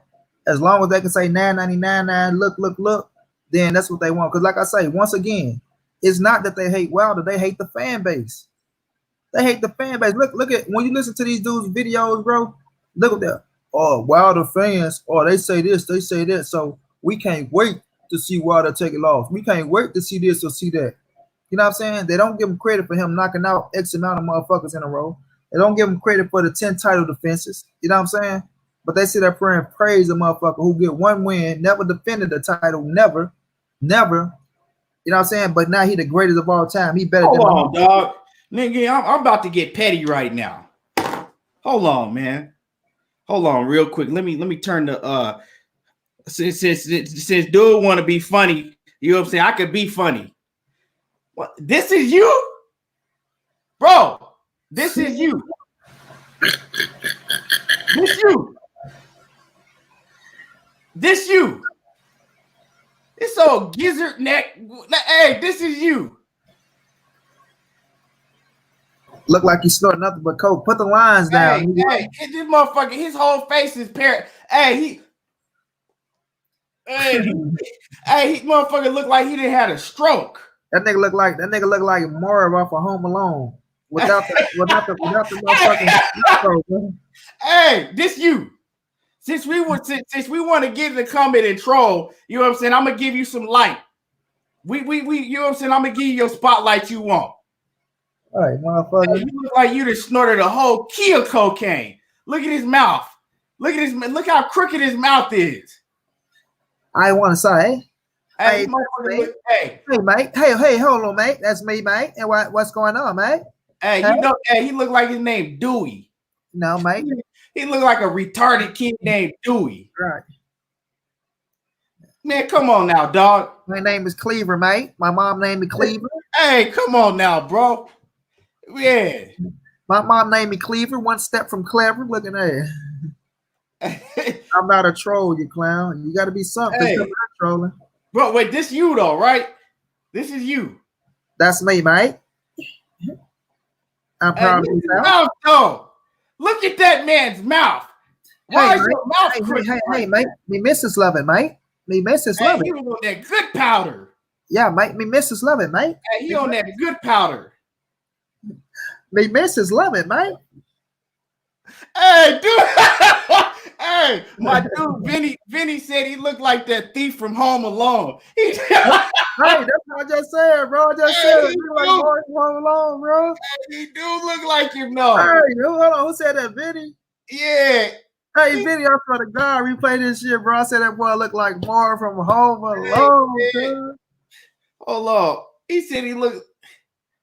Man, hold on. I'm trying to focus it in again. He do look like shit. Hey, he do look like Marv from Home Alone. For real. God damn.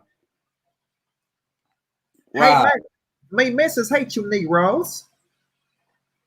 You man. Miss it. All right, man. Hey, boy, hey, dude, mouth, man, he snorted a whole lot of cocaine. Man. His mouth was numb as hell in that picture. He said Wilder was drunk and his own people. Wilder was drunk. God damn. Third fight, go tell everything, little Frankie Garvey. You know what I'm saying? You just stay tuned and don't run when it's over with. Well, hey, but man, anyway, like I said, you know, when all of the news come out, you know, Deontay Wilder, you know, I'm pretty sure he gonna come out soon and he gonna do an interview and he gonna let, you know, everybody know, you know, from point A to B what really happened. We've never seen, I mean, fact is, he didn't look right from the time before the fight started. He didn't look right? And I said that before the fight started that something didn't look right about him. We've never seen him fight like that. We've never seen him fight like that. You know, Frank Garvey, you a troll, so you gonna come in here and talk about how he looks the same every fight. No, the fuck he don't. You never seen him fight like that. You never seen him like that. But you can say what you want. But at the end of the day, we all know that they got to fight again, just like Money said. And Tyson Fury, he gonna pay. He gonna pay. And it doesn't do Deontay Wilder no justice to say all these things if he's just making it up and he know that he got to fight this man again. What sense does that make? What sense does that make? You feel what I'm saying? It don't make no sense. So yeah, something went on. I mean, just Mike Tyson, for example, right? Hold on. Mike Tyson, for example, right? Mike Tyson, hold on, man. My fix this camera real quick. I don't know what's going on with my camera today, man. There you go.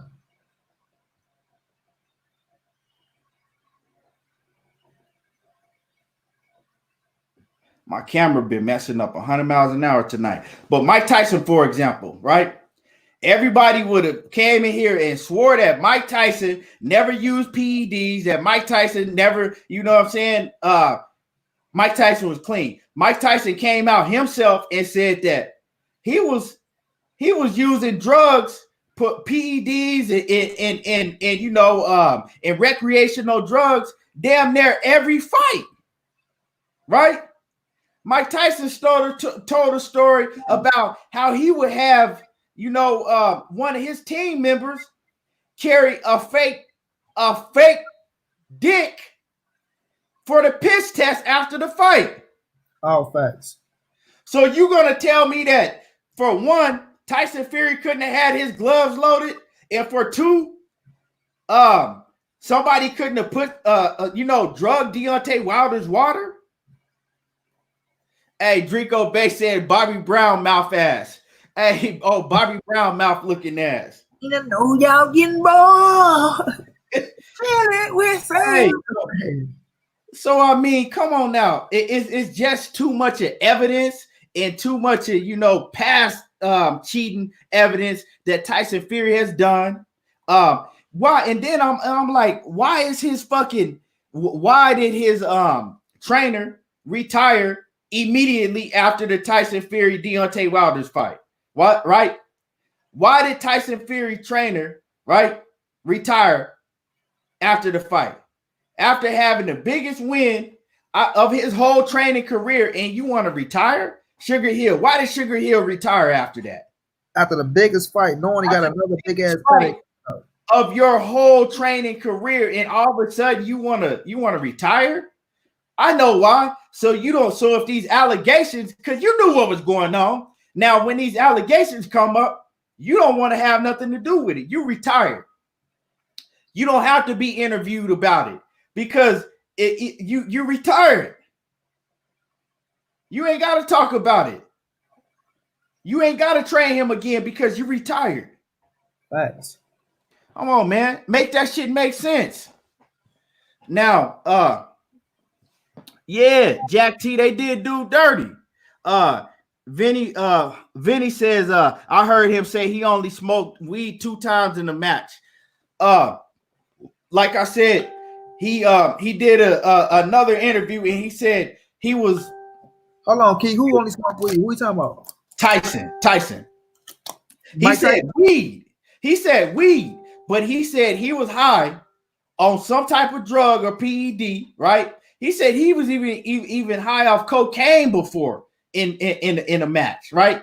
And we all know cocaine can be considered as a PED because of the effects that it does to you, So I mean, in Tyson, he got around, he got around drug tests for his whole damn career. He only popped dirty 1 time, and that was for weed. Facts. So he was able to beat these drug tests throughout his whole career. So don't say it's not possible. But you know, the proof is there. Like I said, the proof is there. And you know, thanks to Blue Blood Sports TV, 78 TV, we gonna find 78 Sports TV. We gonna find out real soon the ins and the outs and the outs and the ends of what really happened. Right? We gonna find out real soon what really happened. You know what I'm saying? Because we gonna get to the bottom of it. But at the end of the day, Tyson Fury is gonna have to pay the piper. He gonna have to pay for his actions. And you know, and that's what it is. Before I move on to the next subject that I want to cook on, you know, because we gonna talk about Pacquiao and Crawford. We gonna get into Devin Haney and Tank Davis. But before I move on, Money, you got anything you want to add on that before we move on? Nah, man, that's it. Like I say, once it come around to that third fight, everything gonna be out there in the open. And I just want Wilder to knock this motherfucker out, you know, put everything out there and leave his ass in the dust. You know what I mean? Real facts. Jack T says the first time they get caught isn't the first time they get cheated. They cheated. Exactly. And we already seen in the past. But none of that stuff even came up with Tyson Fury that came up in the past until he got, you know, these allegations came out. And then everything started coming out of the closet, you know. Mm-hmm. But anyway, like I said, moving along, I want to talk about this, Money. Me and you gonna get into this, Money. You know, let's go ahead and talk about the situation with Devin Haney and Tank Davis, right? So everybody know with the situation that went on, you know, Tank Davis, he's pissed off and he like fuck Floyd Mayweather and fuck Devin Haney because he's seeing Floyd Mayweather training Devin Haney. And I talked about that on my last live I did. We cooked about that, right? Now, Tank Davis did an interview and he talked about how he is more hungry than ever. He says that usually he only trained for 8 weeks max. He says now he gonna be training for like 3 months. He says that the haters, he says there's a lot of haters that doubt him just because of, you know, the issues that he had. He says there's a lot of people that talk bad about him, that talk down on him. And he said all of the hate only is fueling his fire. He says it's making him more hungry, making him want to train harder. So he said now, you know, instead of 8 weeks, he gonna be training for 3 months. You know, and I listened to that, right? I listened to that. And I listened to a lot of these other fighters talking about how they hungry. You know, I listened to Errol Spence say, you know, talk about how, you know, how he was fucking up in the past and how hungry he is now. And, you know, like I said, I listened to all of these fighters, right? And I can't help but to ask myself, right? Is the reason that they all of a sudden so hungry now is because they don't have a choice but to be focused and hungry because it ain't no club they could go to. They can't take flights and party and do all this other stuff.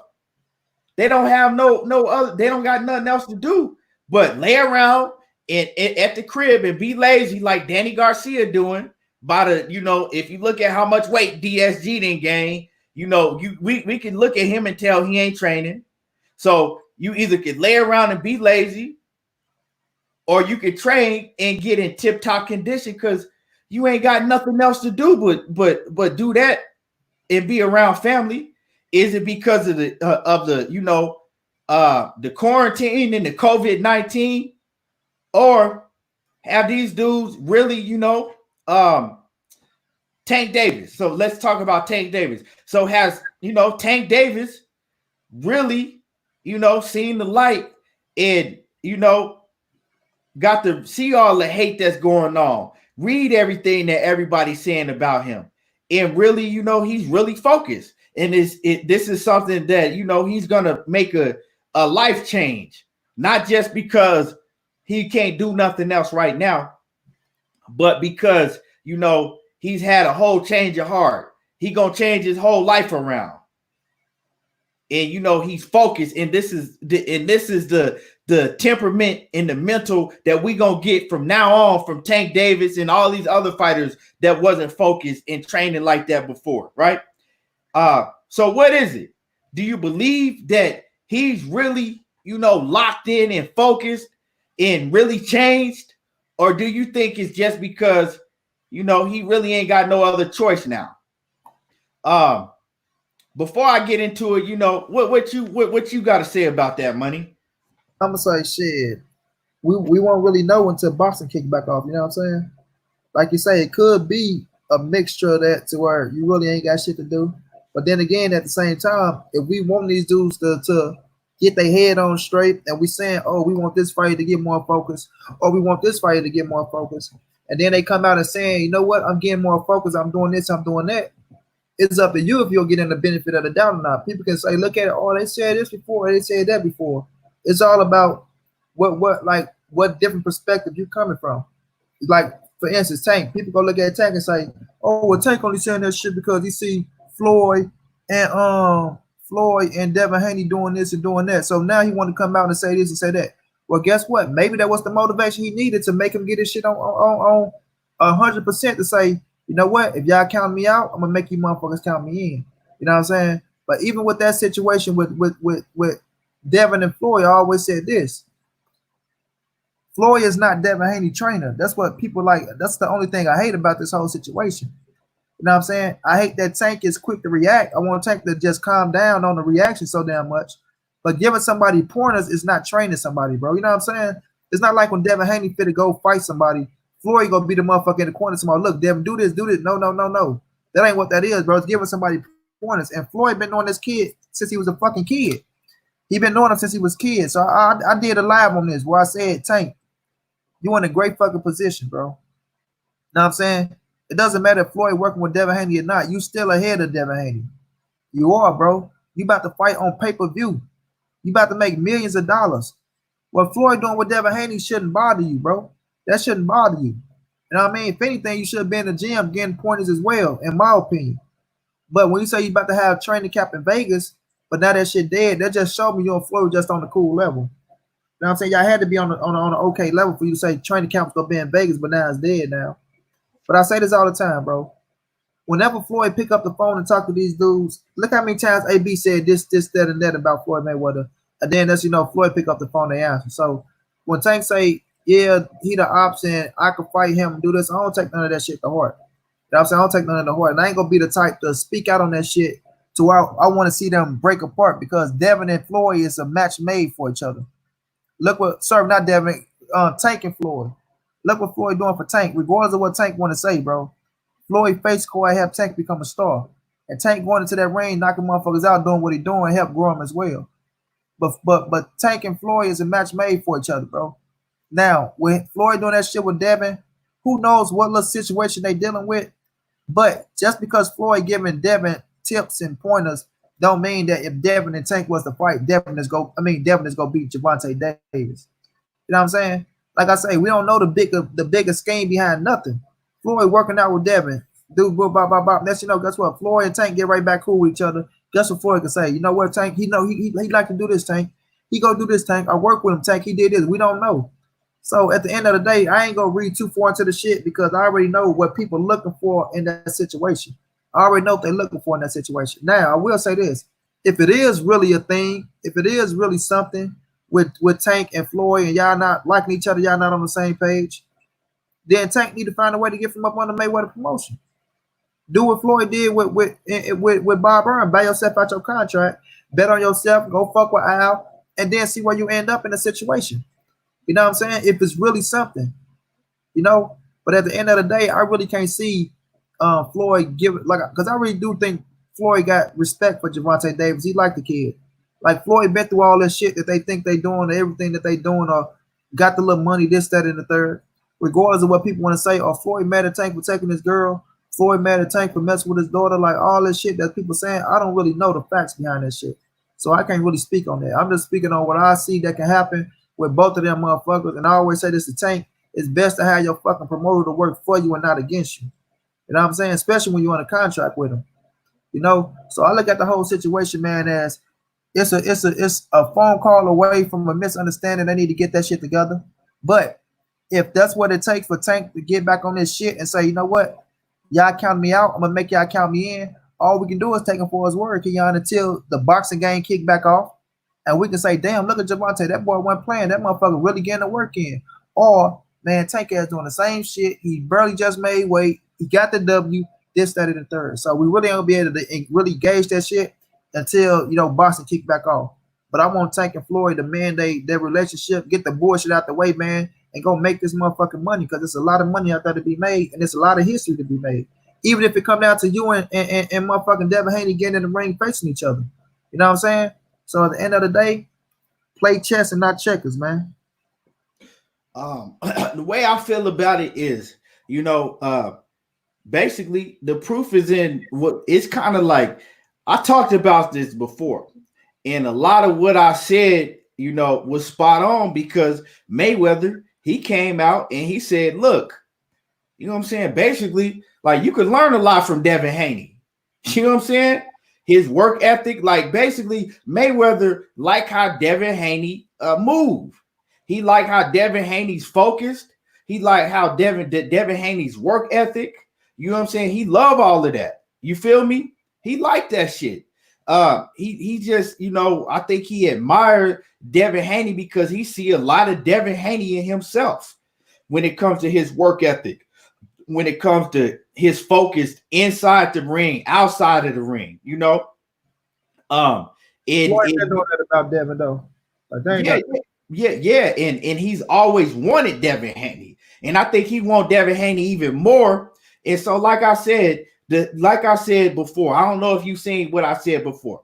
I said Floyd Mayweather's smart, okay?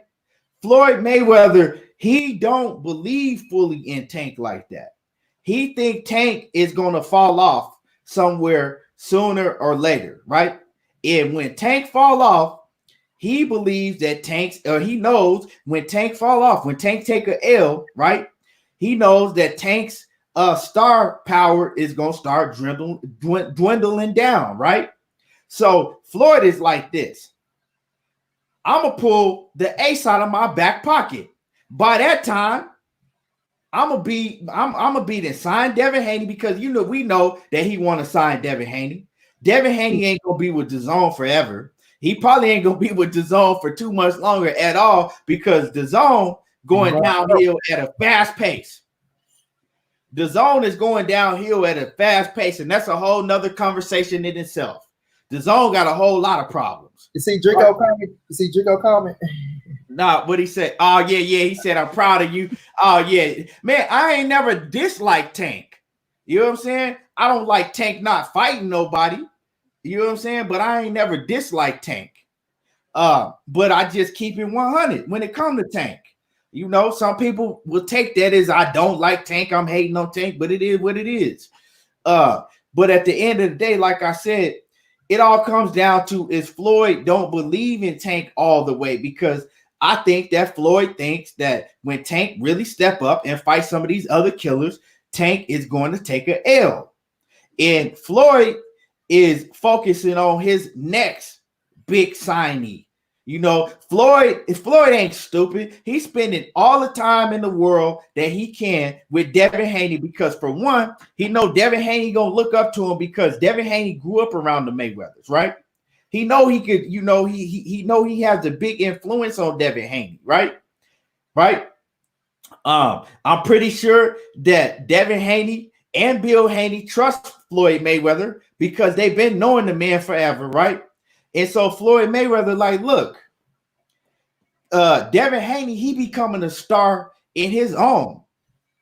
By the time his DAZN contract up, I'm gonna sign Devin Haney.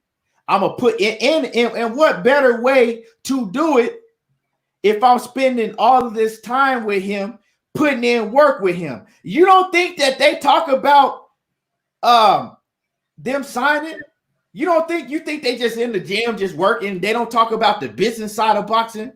You don't think that Devin Haney don't talk about signing with Floyd Mayweather when his contract ends? You don't think that Floyd Mayweather don't talk about signing Devin Haney? Come on now. You don't think that Floyd Mayweather is in Devin Haney's ear? Like, you're going to be the best fighter in the world. You're going to be the best. You're going to be the next TMT big mega star. You're going to be the, oh, don't worry about it. Yeah, I'm going to sign you. I'm going to sign you. Don't worry about it.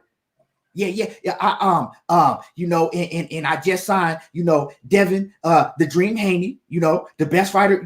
Come on now. You don't think you don't think Floyd Mayweather is going. That's like I said. Don't be surprised when Floyd Mayweather pulled that ace out of his pocket. And when he pulled that ace out of his pocket, and he see that Tank Davis star is dwindling down. If Tank Davis take an L, you think he gonna stick with Tank? No, he's not. He don't believe in Tank. And this is it, and I see that he don't believe in Tank. I'm gonna go back to what to one of the examples I always use. And this is not me. I'm speaking from Floyd Mayweather's perspective, something that I can see. You know what I'm saying? When you analyze the whole situation, right? Look at back when Floyd Mayweather was having personal issues with Tank Davis. I'm not going to get into the personal issues that they was having. I know exactly what it was over, but I'm not going to get into all of that shit on camera, right? When they was having real personal beef and Floyd Mayweather hopped in the ring, it said, oh, I'm going to go ahead and make that fight with, I'm going to call Bob and I'm going to make that fight with Lomachenko. Whether you think that Tank Davis can beat Lomachenko or not, right there, that lets you know that Floyd was threatening Tank Davis with a Lomachenko fight. That Floyd Mayweather did not believe that Tank Davis was good enough to beat Lomachenko. So he was threatening him, saying, I'm going to call him. And okay, basically he was saying like, okay, you don't want to listen? You want to double cross me? All right, I'm going to make an example out of you. I'm going to call Bob. I'm going to call Bob and I'm going to make the fight with Lomachenko. And you seen the look on Tank Davis's face. Tank Davis's face was this. Do I got to go to YouTube and pull it up? Tank Davis's face was in shock. Tank Davis was like, I don't know nothing about that. Like, I didn't know nothing about that. Like I didn't know this man was even had it in his mind that he was going to call Bob Arum to try to make a fight with Lomachenko. You feel me? He did that to threaten Tank Davis, to show him like, okay, I'm the boss. So at that point, from that point on, I knew that he didn't believe in him all the way, right? It's not Floyd Mayweather that's always telling you that Tank Davis is the best fighter in the world, right? That ain't Floyd Mayweather. Floyd Mayweather's not always the one telling you that Tank Davis is a huge superstar, this, and that, right? And I'm not saying he's not, but I'm saying that Floyd Mayweather is not the one that's been telling you that in these past couple years. It's Leonard Ellerbe that's been really putting on for Tank, telling you Floyd Mayweather don't do that. He ain't been in the picture like that. He ain't been even helping promote Tank like that, right? And when Floyd Mayweather was helping to promote Tank, he was talking about himself the whole time, not Tank Davis. But so let's not get Leonard Ellerbe and Floyd Mayweather. They two different people, right? They're two different people. One thing. So Floyd Mayweather don't believe in Tank Davis like that. Excuse me. Leonard Ellerbe, he believes in Tank Davis because this is Leonard Ellerbe. Leonard Ellerbe, he a slick dude. He's smart. Leonard Ellerbe knows, this is what I get from Leonard Ellerbe. He believes in Tank Davis, right? Leonard Ellerbe believes that if we could just get Tank Davis to focus and listen, Tank Davis is going to be the best fighter in the world, or he can possibly be the best fighter in the world. So Leonard Ellerbe on one end is like, okay, I'm not going to give up on Tank because I know the talent that he has. I know what he can be, right? We just got to get him, you know what I'm saying, to get in that zone. And I got to get him and Mayweather to see eye to eye. Leonard Ellerbe is like, on one end, Leonard is like, okay, the kid is still well, he ain't no kid. He ain't that goddamn young. Everybody acting like he's 20 years old still, right? But Leonard Ellaby is like, okay, we still got time, right? He still got a young career, right? He's still young in his career. He still got time. I believe in it, right? Floyd Mayweather kind of like, man, he ain't got it. He don't got what it takes. Because we know what Floyd Mayweather's motto is: hard work and dedication. And when Floyd Mayweather look at Tank, he don't see the hard work and he don't see the dedication to the sport. When he looks at Devin Haney, he see hard work, dedication. He see drug and alcohol free. He see all of that shit. So he believe in Devin Haney. So Mayweather, just like Don King, what did we see Don King do? Right? We see Don King where he would have one fighter, the fighter lose, he'll go right over to the other fighter's corner, and before you know it, he be promoting that other fighter, right? Business. Floyd Mayweather don't give a fuck about Tank Davis like that because they already had several personal issues, right? But see, Tank Davis, like Money was saying, they'll say shit bad about Floyd and then be smiles when Floyd accept him back because all of these guys, they look up to Floyd. They want to be accepted by Floyd. You see what I'm saying?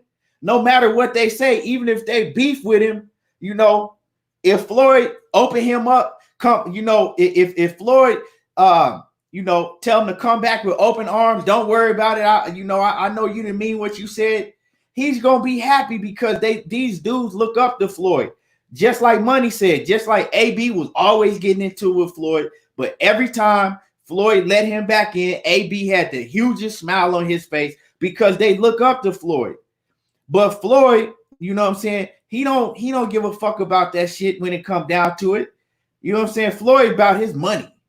You know what I'm saying? And he about, who has the dedication to the sport. Who gonna put in that work? And Floyd sees a lot of Devin Haney in himself. So Floyd is gonna favor Devin Haney. And at the end of the day, Floyd looking at it like, you pissed off because I'm training with Devin Haney. Like he said, hey, you can learn something. Like you could have been here. You could have been here training before Devin Haney was here. But I think that's just what it is. That's how I see it, through the eyes of Floyd. Do I agree with it? I'm not saying that I agree with it all. But, I can see, how Floyd looking at it, just the type of person that Floyd is.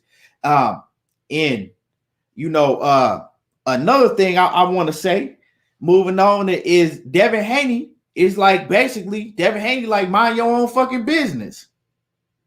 That's what Devin Haney came out and spoke on it and told Tank, like, you know what I'm saying? Like, hey, shit, but you know what I'm saying? Mind your business. We over here working.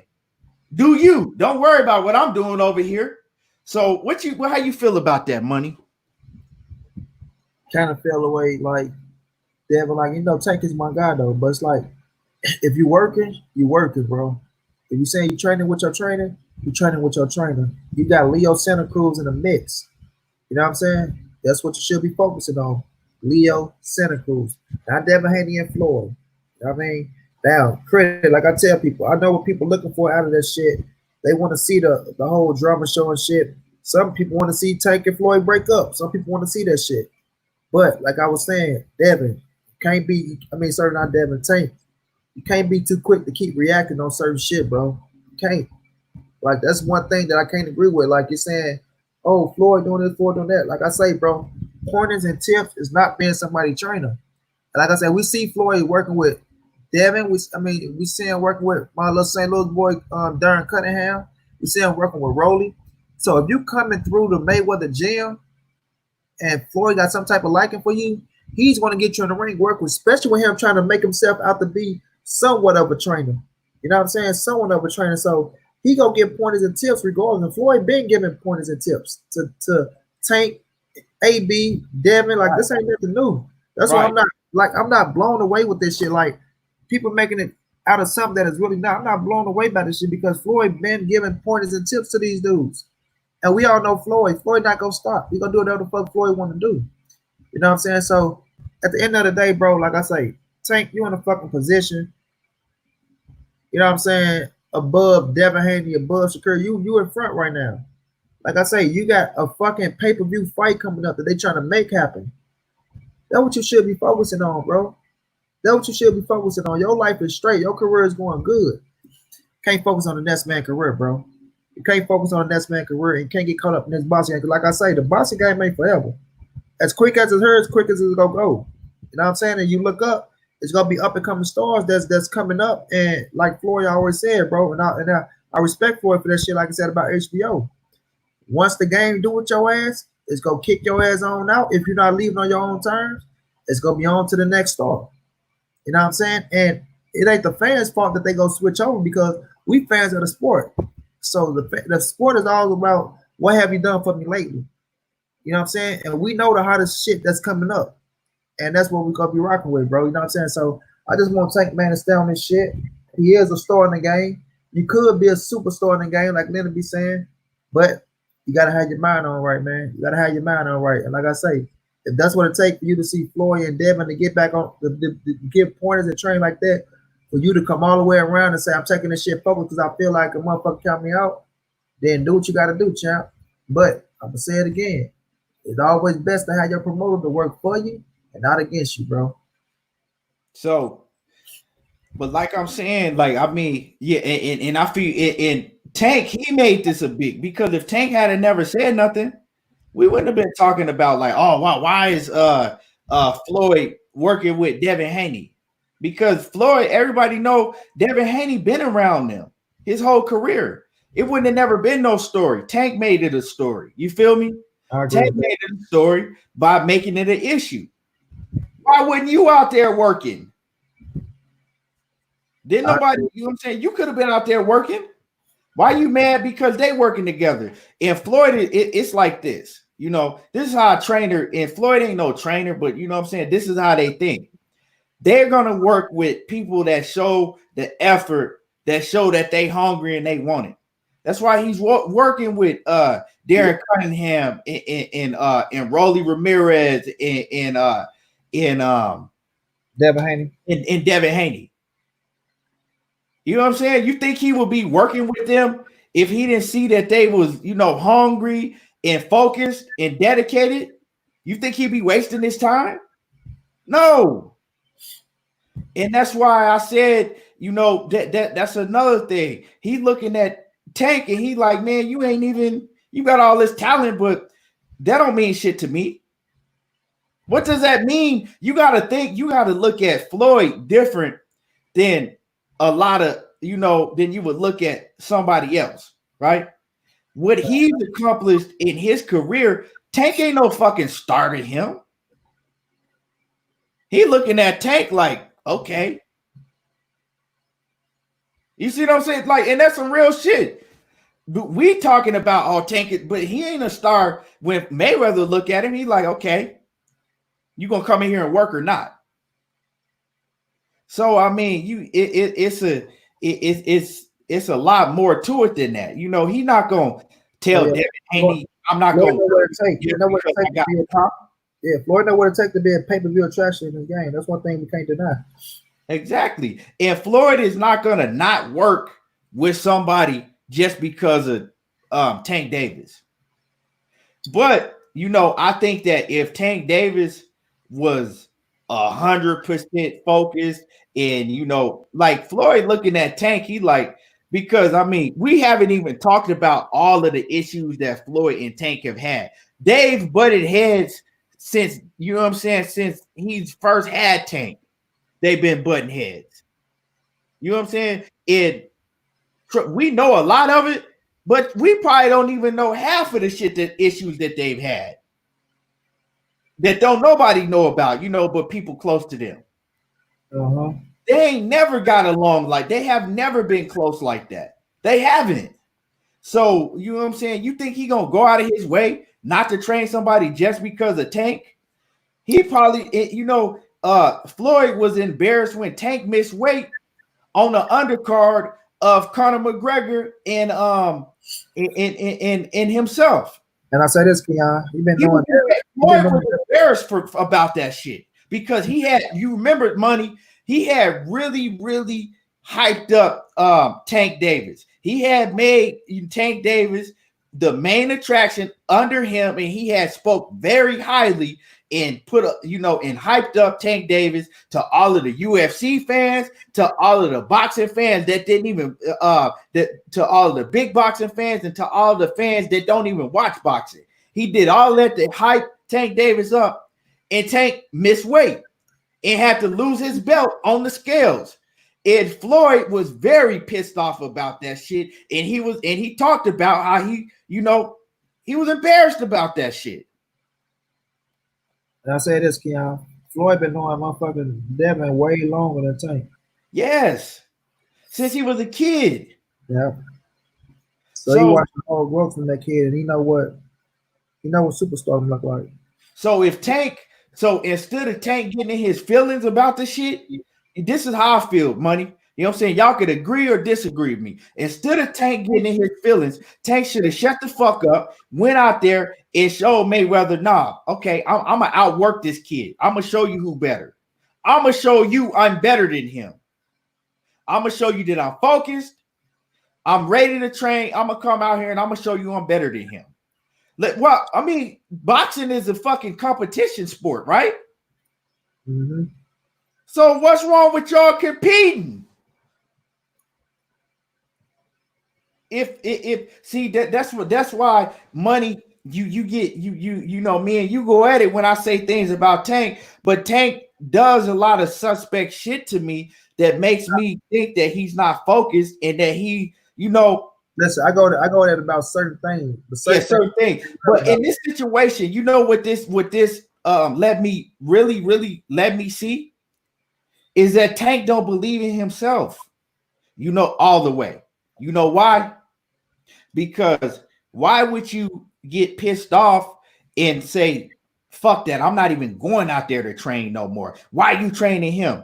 If you know that you that good and you a lot better than this kid, wouldn't you want to go down there and train and show like, okay, maybe I can even get him in the ring and spar with me. Maybe I can show Floyd and show everybody I'm gonna show this dude out that he don't even belong in the ring with me at 135. I'm gonna go out there, I'm gonna train with them, and I'm gonna embarrass this kid. But they already got sparring history, yeah. And who won that sparring history? They said Tank got the first one, and they said Devin got the second one. When Devin was older, right? Uh-huh. Exactly. So that's what I'm saying. All I'm saying is, why would it make that? I mean, tell me that, Money. If that was you, right?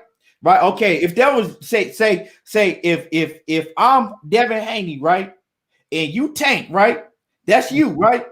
And I'm out there, and you see I'm out here training with Mayweather, right? We in the same weight division, right? Some people saying I'm better than you. Some people saying that you can whoop me. What would you want to do if I'm right there and you know what I'm saying, for the picking? But that's what I say, when it's me, it's nothing, it have nothing to do with me. That's just what my head is. Like, it has nothing to do with me. That whole situation. That's why I was there with Tank. Like, it has nothing to do with you, bro, with that situation. Like, either you coming or you're not. But with Floyd working with Devin, it has nothing to do with me, him giving the man a point. I won't be worrying about that shit. Because like I say, I know where I'm at. Like, Tank is in front. And that's why it was like, it was a little mad by like, okay, I understand when people say, oh, he's doing this, but if he would, like, if Tank and Devin had a fight coming up, right? If they was fit to fight, and then I see Floyd out there giving Devin pointers, then I say, Floyd, what the fuck is you doing? You know this boy fit to fight Tank, but there's no threat to me. It's not like I'm fit to fight this Negro. You giving him pointers and tips and shit like that. It's no threat. I got a whole fight with Leo Santa Cruz on pay-per-view. You know what I'm saying? On pay-per-view for to make millions of dollars. I'm not worrying about what this kid doing with Floyd, what Floyd doing with this kid. That's just me where my head at. You know what I'm saying? So I'm not worrying about coming out here training with you. I'm not worrying about coming out here sparring with you. You know what I'm saying? Long as my paperwork right when it's time to make that fight. But Tank ain't thinking like that, and I see that, and that's where he need to have his focus at, and that's where he need to have people in his ear letting his ass know that. Yeah, man, it's like, but I just see it like that. Like, if I would like me, I'll break my neck to get down there. Like, hey, I'm gonna show everybody who the man at 135 is.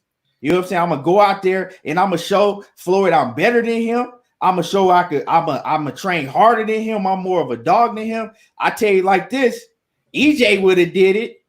Errol Spence would have did it. You see what I'm saying? So it just let me know like you not that confident. Like you looking at him as competition, but you looking at him like, oh well, damn, he might learn some shit to beat me. What is you afraid of? I can't go there for him. Say he's not that confident in himself. Well, I mean, what is it then? What is it? Because if you're mad because I'm out here training, right? In the gym, I ain't the only one. I'm Devin Haney out there training. He ain't the only one training. What are you? I mean, what am I missing? It's something that you're not confident in. Devin Haney having that look, you know, they have a little back and forth and shit like that. But so, okay, why would you want to go to where he's training at, where you can train? Because get in there and fucking and you know they gonna spar. You know if he go out there, they gonna spar. That ain't what he's trying to do. Huh? That ain't what Tank's trying to do. Exactly, he's not trying to do that because you know why he ain't trying to do it? It's only one reason why. If me and you, right? If me and you in the same weight division, if we competition, the only way I would be trying to go out and spar you, right? If I'm already supposed to be going down there and train anyway, the only way I would be trying to do it is if I had a thought in my mind that, nah, he might get me. You know what I'm saying? He might get me. The story gonna leak out, and then it's gonna be all over boxing. But if I think I can fucking whoop you, and I know that I'm gonna run through you. You know what I'm saying? He gonna be trying to break his neck to get out there and get in the ring with Devin Haney. For real. The only reason why he wouldn't be trying to do that is because he thinks it's a possibility that, you know what I'm saying, he might be the one getting the fool made out of. And that story gonna leak out. That's how you look at it. That's how you looking at it, man. I mean, that's you can't tell me. I mean, make it make sense. What other way would it be? If you know what I'm saying? I never seen Devin ain't got nothing lined up with Gervonta Davis at that moment. Huh? So he ain't got nothing lined up with Gervonta Davis. Like they ain't got shit lined up. So you can't say that you don't want to go out there because you don't want to sport a guy. It could be other reasons. I didn't say that. I said. Why wouldn't you want to go out there, you know what I'm saying, and train side by side and, you know, get in the ring, you know what I'm saying, and show who better? But the thing is, they done it already. So it ain't like it's something like you trying to say like, oh, this it ain't like that. But Tank moving how he moved. They done it already, and Tank and the rumors is that Tank already got that Devin Haney already got the best of Tank. Yeah, that's what they say. That's what they say in the second one. Yeah, when Devin Haney was older. Nonetheless, that don't mean that he don't want to go out there and spar. He can have his own reasons, bro. Whatever his reasons is, but you can't just say that's the reason. No, I'm saying that's no. I'm saying no. I'm not talking about sparring. I'm saying the reason is that he feels some type of way in himself that I don't think he believed it. I think deep down he believed that Devin Haney is competition that, you know, that's competition that has a chance of beating him. That's what it is. He thinks that Devin Haney is competition that has a chance of beating him. I can't say that. I think you know, he got intimidated when he seen Devin Haney training with Floyd Mayweather. Because he's looking at it like, damn, you teaching him, you know what I'm saying? He already this good. Now he training with you. Now you teaching him shit. I mean, that's our way of looking at it. Huh? That's our way of looking at it. But you're saying intimidating and if I'm playing you in Madden, right? If I'm playing you, because me and you be getting down in Madden. If I'm playing you in Madden, right? And me and you going back and forth, right? We bet money, we going back and forth. You know what I'm saying? You beat me sometime, I beat you sometime, right? And then I fucking, you know what I'm saying? I found out all of a sudden you didn't fucking hire the goddamn fucking Madden expert to show you the ins and outs, right? Now I don't want to play you. I don't want to fucking play you no more. I'm pissed off. That's different than for the boxing. No, it's the same thing. Hell now no. he got Floyd Mayweather. That's a fucking boxing expert. That's even showing him more things. That's where he's looking at it. No, that's the way you're saying you're looking at it. But what about how is he looking at it then? If he make it make sense. You can't make it make sense because you can't put yourself in that man's shoes and you just can't speculate. Wait a minute. You just can't speculate and say this is the reason why it's this and that because that's your theory and what you bringing up on what you looking at. But you can't just put that on him and say that I don't know what his reason is for not wanting to go out there with Floyd. Maybe he don't want to be around Devin. Maybe he don't like Devin because they live back and forth and shit like that. Fuck Devin. Fuck Devin daddy. Fuck that. If you with him, then fuck you too. But you saying he going out there not want to support a kid and prove he's the best and shit like that. He don't have to do that because, like I say, we already know Tank is in front of all these dudes. He's in front of all of them. He about to fight on pay-per-view. So that ain't what he looking at. It just, I don't know, maybe just pissed off that Floyd working with the kid or something. But his reasoning, we won't know his reasoning. That's something that Tank got to answer that question. But not that all I'm saying, like I said, what I'm not saying that he's scared to go out there and spar, man. I'm not saying that that's what it is. What I'm saying is that why wouldn't he like the competition? Why wouldn't he want to go out there and show he's the best? You know what I'm saying? Why wouldn't you want to train with a fucking train next to an all-star cast and show that you the biggest all-star out of all of them, that you the best out of all of them? You know what I'm saying? When these guys go to the All-Star, I mean, when these guys go to the when back in the okay, well, we can't use now because the All-Star game in the NBA and the NFL now is a fucking, you know what I'm saying? They just out there playing around. But in the 90s and the 80s, right? When they would go to compete, right? Jordan and all them, they was out there competing to show who the best of the best was. Right? When they had the dream team practice, them dudes was competing against each other to show they couldn't wait for practice because they wanted to all compete to show who the best of the best was. MJ couldn't wait to get out there with all them other fucking superstars to show that he was the best superstar of all of them. So if I'm Tank Davis, why wouldn't I want to go out there and show that I'm the best of the best and train right next to like it, why wouldn't I want to go out there? Okay, yeah, he training with Floyd. I don't like him already. That's what you saying. You saying he probably don't like Devin Haney. It could be that. Okay, I already don't like him. Okay, I'm gonna show Floyd what he really got. I'm gonna show Floyd that he got somebody that's better than any of these guys that he training right now. I'm gonna go out there. I'm gonna work hard and I'm gonna show. You know what I'm saying? He didn't have no problem with training with AB with Kevin Cunningham in Florida. You know why? Because he know AB couldn't keep up with him. That's what I'm saying, man. It's like I said, you looking at it different. Him and AB was spoiling that shit. No, they wasn't. Him and AB is cool though, so you can't say. When he was always asking AB to spar, he was begging AB to spar him. AB is cool though. Him and whatever him and fucking Devin Haney got going on is like, I don't know, maybe just don't want to be around the kid though. But whatever Tank's problem is, that is Tank's problem, bro. But we just can't sit up here and speculate and say this, that. Yeah, you can have a theory on it. You can say, oh, this is what I probably think it, but it don't make it a fact. You know what I'm saying?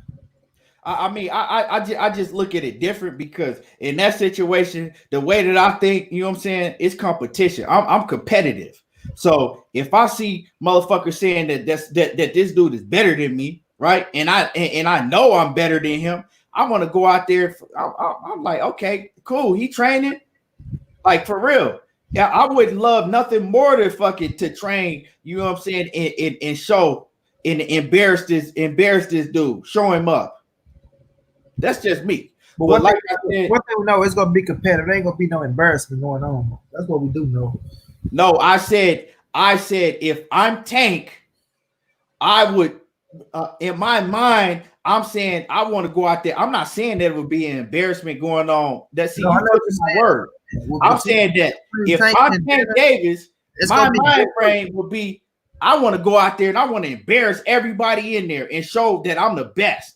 That none of these dudes can keep up with me. I don't know. It's competition. That's not But I know some people feel like it, but I know some people feel like, oh, well, I don't want to train next to him because if he's gonna be a future opponent, I don't want to train next to him. You know, Jupiter B says competition is in the ring. I wouldn't want to try do that in sparring. I want to do it in the ring with a larger audience. Yeah, I feel you, but not even necessarily that they have to spar. I just put that out there. I said what I said was that if he's out there training and Devin Haney's out there training, I said, you know that they probably gonna end up sparring because, and the reason I said that is because you know how it go down in the Mayweather gym. You know what I'm saying? You know how they do. You know how they do in the Mayweather gym, you know, in all gyms, you know, the peer pressure, people gonna get to talking and you know they probably gonna end up sparring. Now, whether they gotta spar or not, they don't have to spar. I'm just saying they probably would end up sparring, but throw sparring and all that out the window. You still, like, if I'm better than you and I'm a bigger star than you, how am I gonna let you keep me from going out there and train somewhere I was already going? That ain't Devin. He doing that shit for Floyd. He ain't doing that shit because of Devin. He said that shit. That's what him and Floyd got going on, bro. That's what you gotta understand. Whatever him and Floyd got, that's a situation. Yeah, but it's between what him and Floyd got going on, bro. We all know that. Tank and Floyd with the situation. That's why I even hate like that shit even took place like that and how I kept looking at the shit because there's gonna be so much shit being made out of the situation. There's gonna be so much, especially like I say, Tank gotta hold himself accountable too. Like I say, he can't be too quick to keep reacting to, oh, fuck the ops, I'll fight him, I'll even fight Floyd, like saying shit like that. That shit don't do nothing but throw fuel on the fire for motherfuckers. Oh, this. You know what I'm saying? So at the end of the day, he gotta be held accountable for his parts too. But all the other shit, like that shit, I ain't really banding too much into that shit like that. That's why I said what I said on the situation. Tank, your ass can't be too quick to react. Floyd giving Devin Haney tips, ain't being no fucking Devin Haney trainer. And we don't know how that shit go work out in the ring if y'all was to get in our two fucking fight. Now, if they was gonna have a fight next, I understand where the fuck Tank coming from. But right now, it's just like Tank need to just focus on Tank and this motherfucking Leo Santa Cruz and this pay-per-view fight. If that's the play for him, you understand what I'm saying? That's what it's looking like the play for him. I mean, when you in front, you don't have to try to look back and do this and do that and do this, bro. That's another thing, you know what I'm saying? And Tank ass is in front. That's something we can't deny. Now, is Devin ass growing and coming? Yes, that's a fact. I even said this in my video as well too. With Floyd face card, with his face card, we know him helping making Tank the star that he is. You know what I'm saying? And with Devin Haney being who he is, even though we know Devin ain't signed to Floyd. Could Tank look at that shit as a threat? As damn, man, he worked with this kid. Could it help make Devin a bigger star? Now that's a fact. You know what I'm saying? That's a fact for real. So, but like I say, we still don't know what Devin gonna do. Like Devin and his pops, we don't know. Like people keep saying Devin signing to this.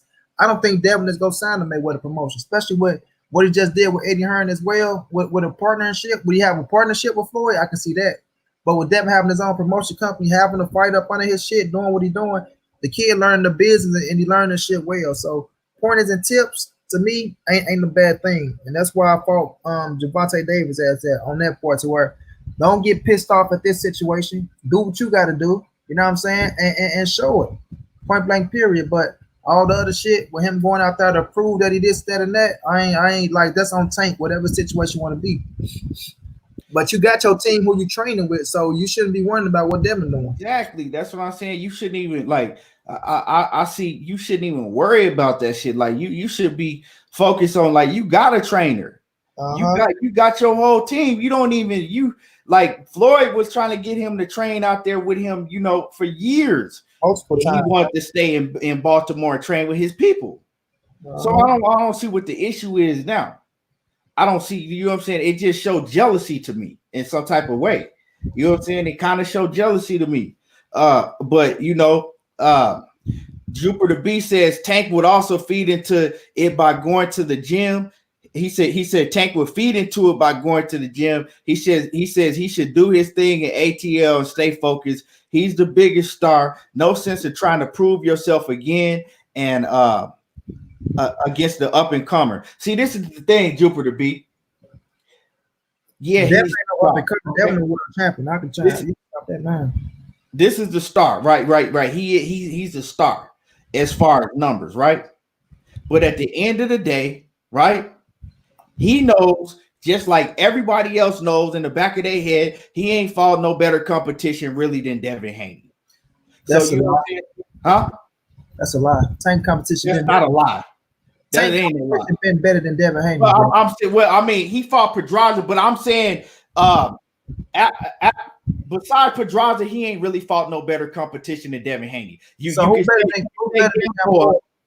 say Gamboa, right? You can say, look, Gamboa. Then you can't take away from Liam Walsh, who was no. We're not gonna do that.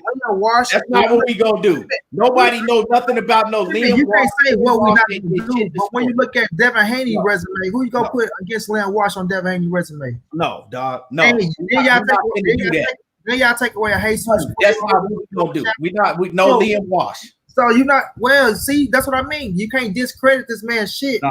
And then say he haven't been doing nothing. That's the point we're trying That's not what I said. I said that Devin Haney knows that. I said that Tank Davis knows that people really look at Tank Davis and they don't look at him as fighting really no bigger competition. Who got the better resume? Than Devin Haney has. Who got the better resume?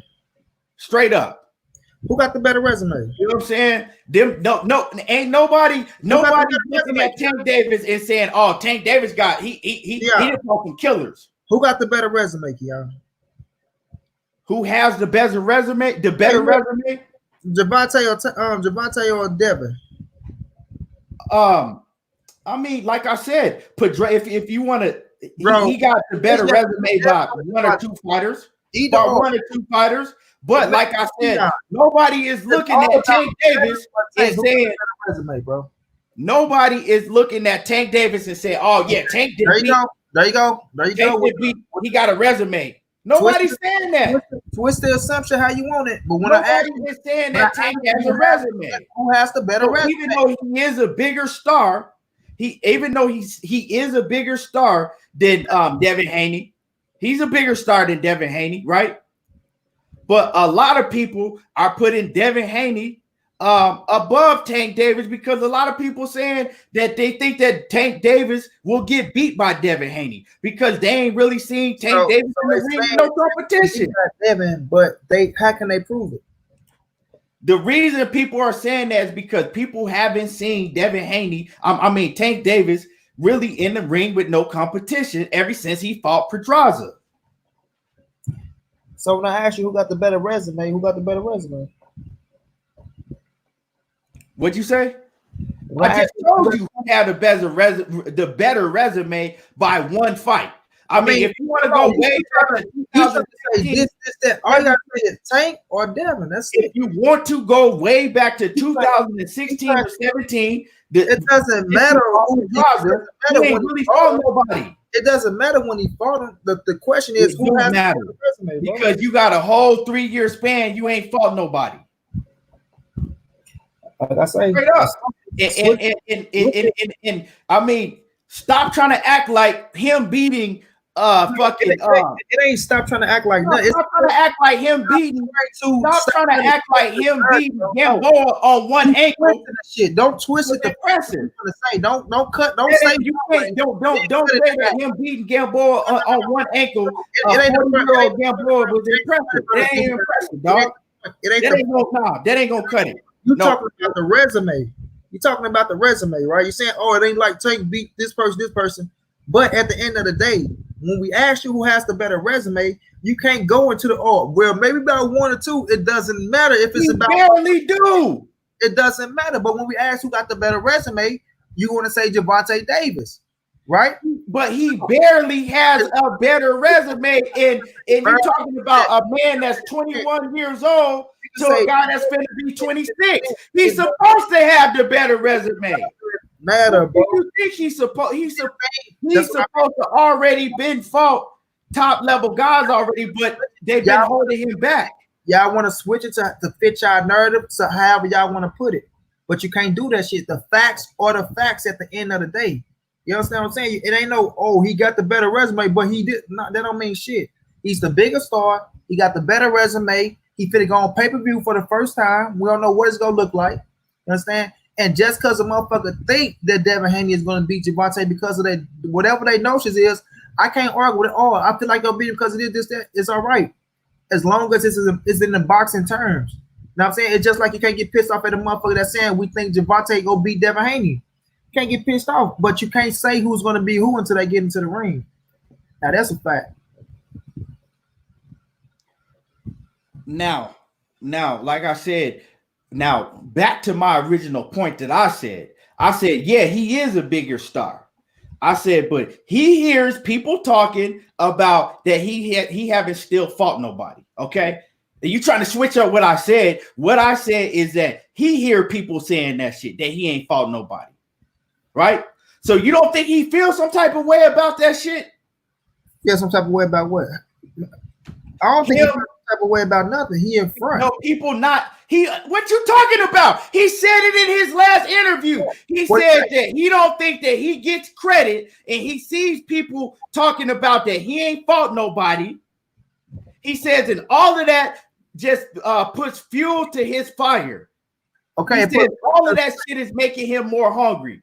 So he said it. I'll pull up the article. Stuff is making him. What you mean by him feeling some type of way? Like I think he's trying to say, do he feel some type of way? Like he feel like, oh, this, that, and the third. Now, if it's look, what I'm saying is he feels some type of way because y'all are saying like, why does he even? You know what I'm saying? Why he even basically why is he even paying attention to Devin Haney? This is what y'all are saying. Why is he paying attention to Devin Haney? Because he's a bigger star.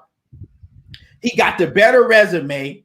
He done fought better competition. He way above Devin Haney. That's basically what. First of all, that's not what I'm saying. That it ain't got nothing to do with. So why is he even responding or thinking about Devin Haney? He above him.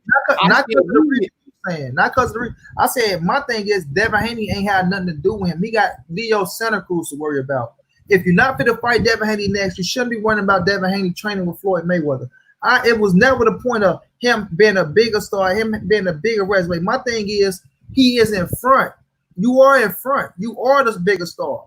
That's something that we can't deny. I'm saying from Tank perspective, this me knocking on Tank door telling Tank, why the fuck is you worrying about that situation? It has nothing to do with you. When you have something right here in front of you that's going to even make you even bigger. That's a situation that, okay, that kid over there training with Floyd getting pointers and tips, that's what it is. Now, his reason for that situation, I said we don't know. That's only Tank. You got to ask Tank that question why he feel like that. But my thing is, it has nothing to do with him. You know what I'm saying? So that's what I'm looking at it. You brought resume and all that shit into the question. No, it don't have nothing to do with it. What I brought up is that Tank. I feel that Tank Davis is responding like, you know what I'm saying. Y'all like, why is he even paying attention to Devin Haney when he a bigger star, when he didn't fought the better competition and all that? And I said, because Tank Davis still feels some type of way, you know what I'm saying, about people not giving him credit for the fights that, you know, he had. People still saying that he ain't fought nobody. He still feels some type of way about that shit. So even though he a bigger star, I don't think, you know what I'm saying, he put himself like, oh, I'm way above all these guys, because he still know that he still has to fight, you know, better competition to prove himself still from what people are saying. That's all I'm saying. That's all I'm saying. So yeah, he going, you know what I'm saying? So yeah, he might bring himself down to the same level as Devin Haney. Because a lot of people saying that he ain't really did too much more than what Devin Haney's done in the sport. You know, other than one fight or two fights. Other than that, I mean, that's all I'm saying.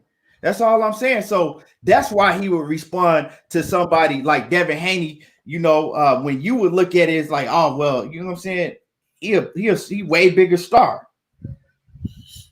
No, He know that he still got to do a lot in the sport to get the credit that he deserved or that he feel he deserved. I'm looking at it as it ain't got shit to do with him. It ain't his business. But far as his perspective, it's like Joe B said, it's about what Floyd doing. That's what him and Floyd's situation. So that's they little shit. But like I said, that's a question Tank gonna have to Tank. Why is you mad at why? Like, and that's what the motherfucker got to ask him. Why you so mad at Floyd working with Devin Haney? And then we'll see what the situation is. But to me, he shouldn't be worrying about that situation because he got a situation right there in his face. Point blank period. That ain't got shit to do with you. That's why I want pissed off at Devin Haney when he say mind your business. Yeah. I mean, like I said, Draco, you say I hate Tank. I don't hate Tank. I'm just stating the facts how I see it. Like I can't I got mad a long time ago, right, Draco? Because I got sick of Tank fighting these dudes. I mean, come on now. Put him in the ring with one of these other dudes. Stop putting him in the ring with these Rudy Poots. That's that's my whole thing. And I don't think all of that got to do with Tank. It was Leonard Ellaby, I think that shit got to do with Leonard Ellaby. I'm going to just take Leonard for, what his word is. Every time he asked about it, he got a plan for Tank and he know how to get around all of the questions that he's asked. Why is that though? If you're the best fighter in the world. But Brandon says, do you think y'all do I think that Devin Haney, do we think that Devin Haney would have did a better job against Gamboa than Tank did? I do. Did Styles make fights? I do. Styles make fights.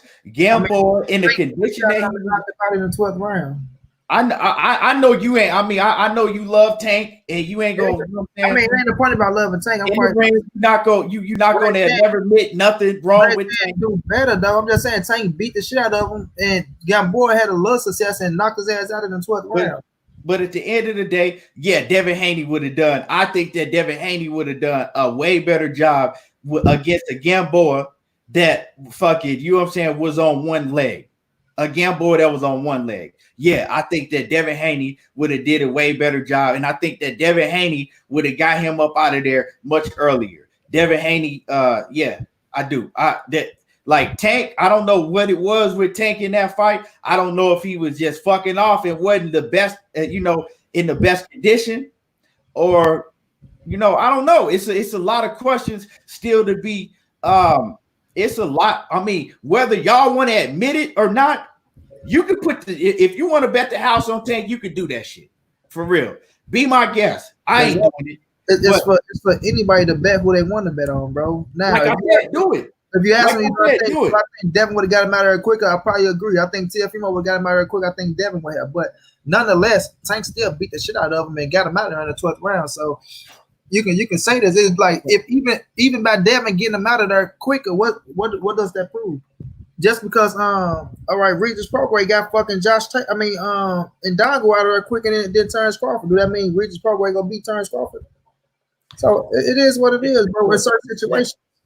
This the thing, man. This the thing about the whole situation is we could say this, and that. You know what I'm saying? At the end of the day, we could pretend like Liam Walsh is a great fighter. You know what I'm saying? Give him credit for Liam Walsh and all these other dudes. But at the end of the day, don't get credit for Liam Walsh. I don't care about nobody else and what they'll give him credit about. You give him credit for fighting Liam Walsh all you want to. For me. And Liams and all them fucking Liams, give him credit for whatever.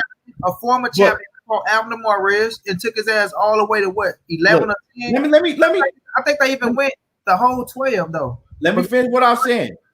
At the end of the day, you know what I'm saying? Whatever I say, whatever anybody say, at the end of the day, we still don't know what Tank Davis fully is. Just like the rest of just like a lot of these other fighters, you know what I'm saying, that haven't been tested yet, right? Because we know what Tank Davis, when Tank Davis was focused years ago, you know what I'm saying? Years ago, we knew that Tank Davis was primed to be one of the best up-and-coming young fighters that we've seen in a long time, right? But now we don't know what Tank Davis is now, because in between the time, when did he fight Money? Okay, when did he fight Pedraza? What was it, 2016? 17, I think. Was it 17 when he fought Pedraza? Somebody look that up for me real quick. In between the time that he fought Pedraza, right? Let me see. 17. Huh? I think it was January 17, February 17. I know it was 17.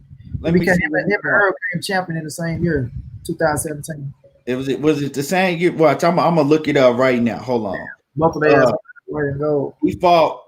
He fought Pedraza, yeah, January 14, 2017, right? So he fought about, almost 3.5 years ago. Okay. Now, in between that time, this is all I'm saying. In between now, so we saw what Tank was panning out to be, right? That was a young, focused Tank. He was much smaller, you know what I'm saying? Like he was focused, right? In between that time, all of the whatever whatever he's done outside the ring. I don't even have to get into their personal life, right? But everything that he's done outside of the ring, right? Him telling us, okay, these is facts. Him telling us that he only get in the ring, he don't even go to the gym and do nail push up or throw nail punch until it's time for training camp, right? So in between all of that time, somewhere along the line, he stopped training. He stopped, until he had to, right? So when you do that, you stop getting better, because now you stop working on your craft. You're not getting better every day. You're not learning new things. You going into training camp, really trying to, get back sharp, lose weight, and all of that stuff, right? Why the top guys that's focused, and really taking this shit serious, they getting better and better. So right now, we don't know what Tank really is when he has to step in the ring against top competition. Just like AB, he went down the same road. So like I said, you could bet all the money in the world you want to on Tank against everybody at 135 if you want to. But I'm the type of dude, I'm not finna do that until I see Tank in the ring with another top level competition at 135 pounds. Leo Santa Cruz ain't gonna do it to me, because I'm not that high on Leo Santa Cruz, and Leo Santa Cruz to me is a 126-pound fighter, 122, 126-pound fighter. And but until I see Tank Davis against one of them other top dudes at 135, I don't know what he is. I don't know. That's all I'm gonna say. I'm not gonna say that he's not the best. I'm not gonna say that he is the best. The jury is still out on Tank. So Tank wants to beat Gary Russell, you'll give him credit. Yeah, because you know why? Because Gary Russell is much better than Leo Santa Cruz. You'll give him credit. No. You gonna give Gary Russell is much better than Leo Santa Cruz. No. Yeah, Gary Russell to me it doesn't matter what better fighter than Leo Santa Cruz. Period. All right. You can say this, he a better fighter than this, that, and the third, all you want to, bro. But at the same time, if you're going to give him credit for beating Gary Russell, but you're not going to give him credit for beating Leo Santa Cruz, you say, oh, Leo Santa Cruz is 122, 126 pounder, but Gary Russell is a motherfucker 122, 126 pounder. So if he going to knock Gary Russell the fuck out, and then he knocked Leo Santa Cruz the fuck out, you give him credit for Gary Russell, but he don't get credit for Santa Cruz. It's always a yin and a yang, bro. No, it's not a yin and a yang. It's one fighter is on a whole different level. You can say Gary Russell is on a whole different level to Leo Santa Cruz. You can say Gary Russell's on a whole different level, but Leo did more than Gary Russell at the end of the day. Okay, so if Leo Santa Cruz and Gary Russell fight, who you picking? It doesn't matter, bro. It doesn't matter. If you can say this, you can say that. If Leo Santa Cruz and Gary Russell fight, who are you picking, Money? It doesn't matter who I'm picking to fight. The thing Answer the question. The thing is the double standard. Money, answer the question. If Leo Santa Cruz and Gary Russell fight, who are you picking? You just finished, bro. Now, let me finish making my point. I'm asking, just answer that question. Who are you picking to win the fight? I'm not going to answer the question because I'm still making my point. I'm still making my point. Now, if it's okay for him to beat 122, 126 pound Gary Russell, you know what I mean? But it's not okay for him to beat a motherfucking 3-division world champion in Leo Santa Cruz, who's in the same weight class as Gary Russell, who y'all okay with fighting Gary Russell. Y'all want him to fight Gary Russell. Everybody call him this, that, and the third. He's ducking Gary Russell. He's this, that, and that and shit.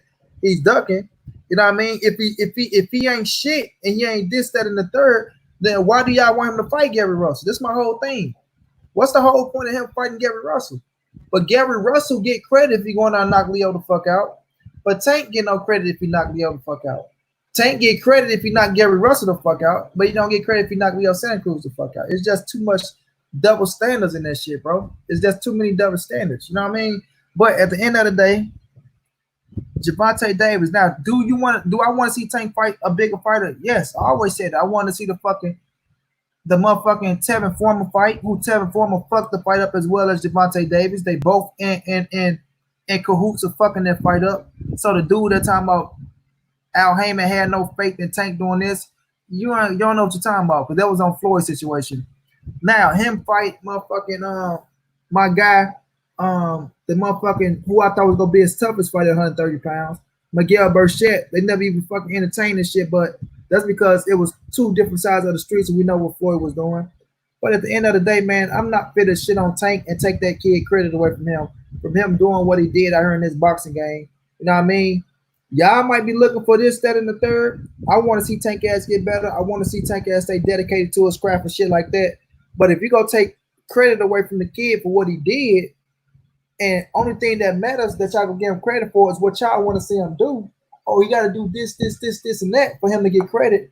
Then it really makes no sense to even make an argument with the situation, because it's never going to be good enough for y'all, bro. It's never going to be. You sitting here, you talking about this, and this. Like, what you mean? You don't want to see him fight top competition? I just said. Is that a sin in the sport of boxing to want to see another man fight top competition? I just said up here and say I want to see the man fight Tevin Form. I want to see him fight Miguel Burchett. You know what I mean? Those was the fights at 130. Ain't no way in hell they should have got away from those fights. But like I said, Tevin fucked that fight up just as well as Gervonta Davis fucked the fight up. Right? He coming up to 135, but there's nothing wrong with him fighting. If they fit to fight at 130, there's nothing wrong with him fight a Leo Santa Cruz. But Leo ain't good enough. It ain't good enough. You know what I'm saying? Even though Leo is a motherfucking 3-division world champion, he ain't good enough. Beat top competition, but it still ain't good enough, bro. So still ain't answer my question. I asked you, who do you have, Gary Russell or Leo Santa Cruz? With Gary, I mean, with Tank, it's never going to be good enough, bro. So like I'm saying, it's never. I Leonard, I Ellaby. Hey, you like Leonard Ellaby? You know how to get around the question. You ain't gonna answer no question because even it don't matter who I pick in that fight. It doesn't matter. Who are you? I'm just asking the question. Who do you pick, Gary Russell? It doesn't matter. It doesn't matter who I pick in that fight to win or lose. It doesn't matter. That's not the point here. No, that's not the point, because you trying to come on, buddy. Man, come on, dog. Like I say, Keon, you trying to use that to fit your narrative. No, I'm asking you a question. It ain't gonna work. It ain't gonna work. Okay. All right. The question was to you was, since money don't want to answer the question, how can you give him credit for beating Gary Russell, but you don't give him credit for beating Leo? Okay. Everybody that's in the building, I'm gonna ask y'all, who do y'all pick to win a fight between Gary Russell and Leo Santa Cruz? Who do y'all pick to win a fight between Gary Russell and Leo Santa Cruz? I mean, what's that's proven though? Like if they say they pick, what is it proven? Because the simple fact, hold on. The simple fact is why you don't want to answer the question is because when you answer the question, you're going to say, just like J.A. Dixon said, hold on, let me talk because you've been talking. Let me talk now. I ain't been talking nothing. You've been cutting me off every time I've been talking. Stipulations in the shit. When I asked you, what's the reason? Like, but you still haven't answered my question. I asked you, why do we get credit for beating Gary? I mean, beat Gary, but not a Leo Santa Cruz. Then you come up, who would you pick to win? That ain't let me talk. I asked you didn't want to answer the question. Okay, let me talk. Okay, J.A. Dixon said Gary. Jupiter B said Gary. Scott Brown said Gary. Right? If you would have answered the question, you was gonna say Gary, but you didn't want to answer the question. You didn't want to answer the question because. But the thing is, you already. Hold on. let me talk because I was quiet and I let you talk. The situation, though. This ain't the first time we're talking about this situation. Hey, I was quiet and I let you talk. Okay, so you didn't want to answer the question because you were gonna say Gary. Me and Money, we do this shit all the time. We'll go at it all the time when it comes to this subject. He fuck with Tank heavy. I fuck with Gary heavy. You know what I'm saying? Let's just let it be known, right? So me and him debate on this all the time. You know what I'm saying? This is what we do. Okay, but this is the thing, right? Right, just like everybody in the comments said, Gary Russell. Okay, everybody said Gary Russell would beat Leo Santa Cruz. Okay, what I said, Nate, I'm gonna answer your question. Okay, you asked me why is it okay for Gary Russell to go and fight to go and fight Tank Davis, and Tank Davis to get credit for beating Gary Russell, but I don't want to give Tank Davis no credit for going out and whooping Leo Santa Cruz. That's the question that you asked, right? Because, right, just like everybody in the comment section believe, just like you believe, even though you don't want to say it, is that Gary Russell is a much better fighter than Leo Santa Cruz. Okay, that's why when I look at that fight, I look at Gary Russell and I'm like, Gary Russell dog Leo Santa Cruz. You know what I'm saying? Leo Santa Cruz is he good, he cool, you know what I'm saying? But when it comes to a fighter like Gary Russell is levels above Leo Santa Cruz. That's Leo Santa Cruz knows that Gary Russell is better than him. That's why Leo Santa Cruz will never agree to fight Gary Russell. Speak to my he don't want to it's up to Al Heyman, you know, like, no, you don't want to fight him. Even it's crazy because Abner Mares went on national TV and said that Leo Santa Cruz was scared to fight Gary Russell. Leo Santa Cruz was ducking Gary Russell. Abner Mares said that, right? Right. So we all know that Leo Santa Cruz is ducking Gary Russell because Leo Santa Cruz knows, just like everybody else knows, that Gary Russell is levels above Leo Santa Cruz. I don't think that Leo Santa Cruz is nowhere near on the level of Gary Russell, right? So I think so. The reason that I'll give Tank Davis way more credit in fighting Gary Russell, if he can beat Gary Russell, than Leo Santa Cruz, is for that simple fact. No matter what weight they at, I think that Gary Russell is levels above Leo Santa Cruz. And if Leo Santa Cruz got in there and fought Gary Russell, I think that Gary Russell would beat the shit out of Leo Santa Cruz. So, of course, I'm going to give Tank more credit if he were to fight Gary Russell than if he go out there and beat Leo Santa Cruz. That don't take rocket science to, you know what I'm saying, to see why I would give him more credit beating a Gary Russell than Leo Santa Cruz. Now, like I said,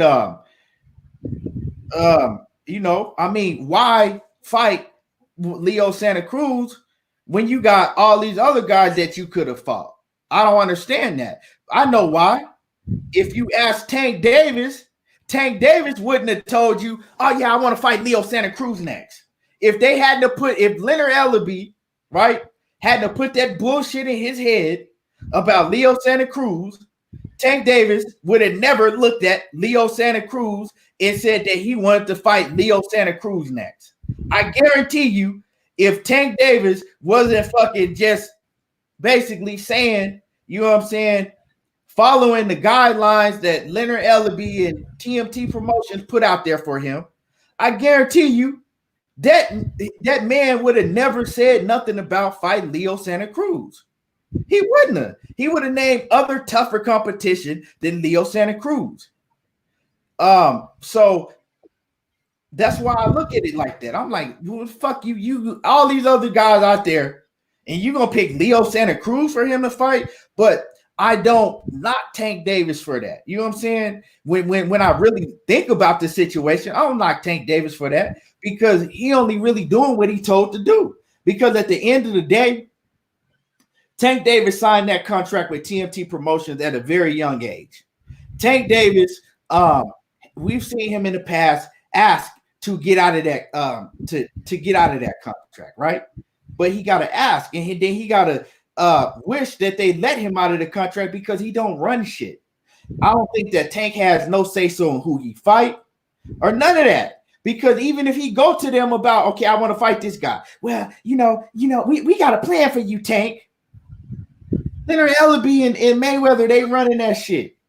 You know what I'm saying? So yeah, I don't want to see him fight Leo Santa Cruz. Am I gonna shit on him for if he go out there and knock out Leo Santa Cruz? Am I gonna talk shit and shit on him for fighting Leo Santa Cruz? No, I'm not, because I know that ain't his doing. But am I gonna give him credit and be like, oh shit, he just beat Leo Santa Cruz, he the best? No, I'm gonna sit up here and I'm gonna be thinking the same way I do right now. Like, okay, well, I still need to see him fight somebody, in his weight class that ain't Leo Santa Cruz, because I don't think that highly of Leo Santa Cruz. That's just how I feel about it. But I think that he gonna go out there, and I expect him to get Leo Santa Cruz up out of there and beat the shit out of Leo Santa Cruz. Am I gonna be impressed by it? No, because it's something I expect. Just like when we talk about Terrence Crawford, I don't like if some of these guys that Terrence Crawford beat up and get up, I'm not impressed because I expect him to do it. They're not 50-50 fights. They not 40-50 they not, 40-60 fights. They not 50-50 fights. They fights that I'm already looking at it like, yeah, he gonna go in there, he gonna dominate. So I'm not gonna be impressed. I'm gonna let you go ahead and speak your piece on this, Money. Let me get through some of these comments real quick. Think they chatting in the comment section. Lewis Hinton, what's good with it? Salute, man. Let me see.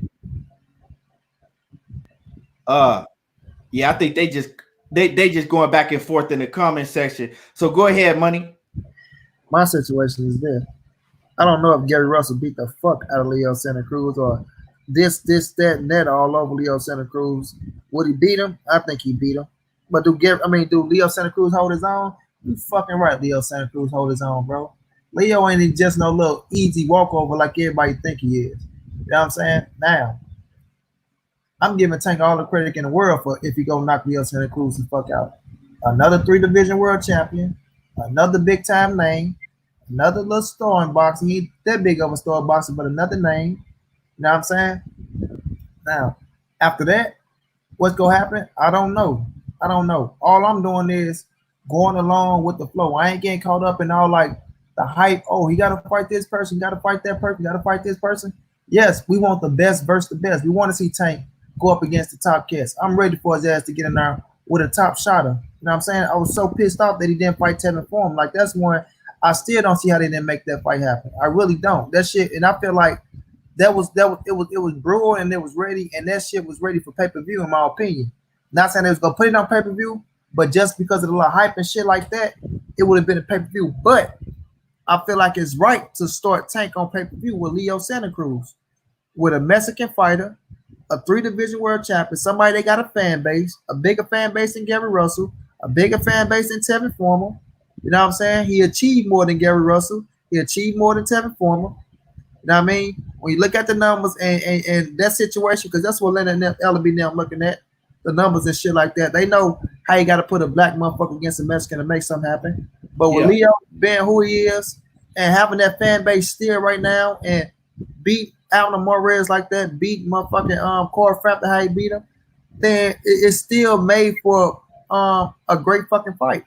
It's made for a great fight. And Leo has gonna go out there and he gonna give Tank a few problems. But I seen Leo struggle in his last couple fights though. He gonna get Tank a few problems. I'm looking for him to go out there and him and Tank to get it in, but I am looking for Tank to go out there and finish his ass off. You know what I'm saying? And it's gonna be a hell of a fight, but that's only gonna make Tank even bigger. By beat a Leo Santa Cruz, like I say, he was a 3-division world champion. Regardless of how y'all want to slice it and dice it, the motherfucker 3-division world champion. You know, and then after that, we'll see where they move at from there. You know what I'm saying? And it's gonna be at 130 pounds too. So Tank really need to be focused on getting that weight down at 130. So we gonna see what happened after that though. But me, I'm giving Tank all the credit in the world, And if you go out there and stop Leo Santa Cruz, gonna be very, very impressed because Leo ain't never been stopped by nobody. One loss on his resume by Corey Frampton. You know what I mean? And then we see where you go after that. Oh yeah, hey, money. Brandon, I had forgot about that. He said, "I bet $1 trillion that LB make the Ryan versus Tank before the Devin fight." Oh yeah, that's for sure. He gonna do that. He says, despite all of the Floyd shit, he says they branded Tank. He says it's not about the competition with TMT. He says it's about marketing. Yeah, and see, that's what I don't like, because money know. You know, money. We get into this. We go back and forth about this all the time. I'm a resume dude. You know what I'm saying? I'm I know boxing is a business, right? Now boxing is a business. Always been the business, but the business, you know, in the era I came up in, was the business was about what guys you fought on your resume. You know what I'm saying? The best gonna fight the best. And that's just with any sport. The best players, the best teams play the best teams. The best fighters supposed to fight the best fighters. And the money comes along with that. But now, you know, they trying to skip around all of that. You know what I'm saying? They trying to skip around all of that. And that's what I don't like. And that's what I don't like what they doing with Tank. Stop telling me that he the best fighter in the world. Prove that shit to me. That's all I'm saying. But I mean, yeah, now, money. Now, if he go in there, right, knock out Leo Santa Cruz, right? And then I expect him to knock out Leo Santa Cruz, right? So we gonna say if he go in there and get Leo Santa Cruz up out of there, right? And then he goes and fight Ryan Garcia. And then he knocks out Ryan Garcia. Now I'm gonna be high on Tank Davis. Because even though, you know, Ryan Garcia, we know that Ryan Garcia is another kid that's showing a whole lot of potential, just like Tank. You know, he's showing a lot of potential, just like Tank. And I'm not saying that he's as good as Tank on the same level, but I'm saying if Tank do that, then you can't deny him. It don't matter how people feel about Ryan Garcia. But I'm just Leo Santa Cruz, me personally, it don't do it. Because when them betting lines come out, right, Leo Santa Cruz is going to be a huge underdog. Ain't nobody going to be able to bet on Tank Davis to win that fight. You're going to have to bet so much money. So them type of fights, to me, nah, it ain't it. But so that's just how I feel about the situation. But you know, it is what it is. Like I said, at the end of the day, I don't think that if Tank Davis had his choice, he wouldn't be fighting Leo Santa Cruz. Straight up. But opponent, that's what that's gotta fight. Yeah, that's who we gotta fight. He really don't have no say so. And that's why, like with Tank Davis, that's why I say, like, I fuck with Tank. I like Tank. You know what I'm saying? I just have to stop myself because a lot of the shit that I be mad about really don't really be Tank Davis. It really be how they promote Tank Davis. You know what I'm saying? Tank Davis ain't out here begging to fight no fucking Liam and fucking Liam Williams and you know what I'm saying? All Rudy Poots that I'm saying. He ain't begging. I don't think, you know, but it is what it is. So what you think about Bob Arum? Bob Arum has you know, come out several times in several different interviews and said, you know, the next fight that they looking to make for Terrence Crawford is Manny Pacquiao. And they in deep negotiations now trying to get a fight with Manny Pacquiao and Terrence Crawford. Do you think that fight is actually going to take place? You think they're going to be able to get that done? They talking about having it, you know, somewhere in a different country due to the fact that they're going to need an audience to pay both of them fighters what they want to get paid. And also that Terrence Crawford said he's not fighting in the empty crowd. He's not fighting in the empty arena. So would you think that that's, you know, actually a fight that they really trying to get made? Bob Arum is really trying to get made and they really gonna get done? Or do you think that they just using this to basically keep Terrence Crawford's name out there? It'd be the best chess move for their motherfucking ass. Like I say, especially if they try to come to the table and get some money against Errol Spence.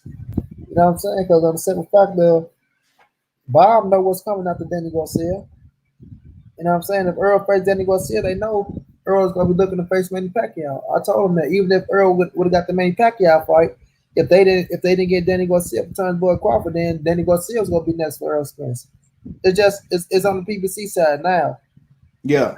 Could they make it happen? It's a possibility though. But we all know how Bob Sultan said he stopped the fight because of his love for Manny Pacquiao. He didn't want to see Turnbull Crawford beat his ass. But like I said, I think it's all because he just didn't want to pay Manny Pacquiao the $20 million.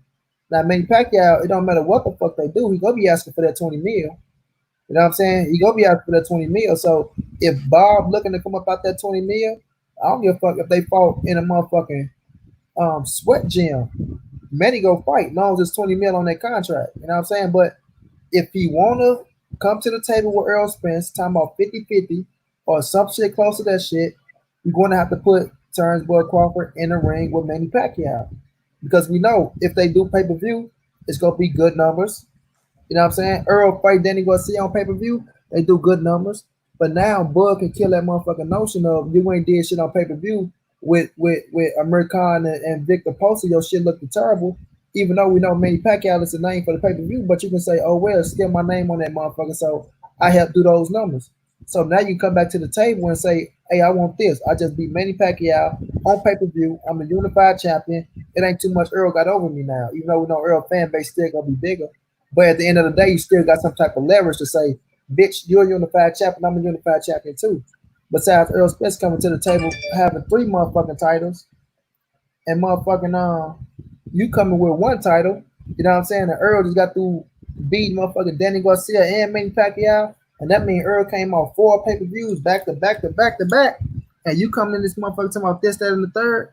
Bob Arum ain't dumb. You know if you want to get some money out there, Earl Spence in that Terrence Crawford fight, he better make a big move. So that means they got the gamble and they got to move that chess piece, and that chess piece is gonna be that motherfucker $20 million that Manny Pacquiao want. And if Manny Pacquiao want 20, what do Turnbull Crawford want? You know what I'm saying? Yeah. Even though he's under contract, about $3 million to fight, so it's gonna be different. But I don't know, bro. With that situation, I have to see it to believe it. Like I said before, I've said it, from before any of this came up. I've always said that Terrence Crawford, to me, deserves the Manny Pacquiao fight more than any other fighter right now in the sport of boxing. I said that multiple times too. Yeah, and the reason I said that Terrence Crawford deserved it way more than Errol, any of these guys, is because Terrence Crawford has been begging. We wanted to see that fight years ago. Ever since what, 2016, 15? We wanted to we wanted to see that fight years ago, Terrence Crawford with Manny Pacquiao. Remember, Terrence Crawford was still at 140. That is key. And he wanted to move up just to fight Manny Pacquiao. Let me tell you this, key. That's how I thought Earl and Crawford was gonna meet each other. I thought Earl was gonna get Keith Thurman on pay-per-view and boost his stock up. And I thought Bud was gonna get Manny Pacquiao on pay-per-view and boost his stock up. And that's how I thought they was gonna meet up. But that shit ain't work out like that.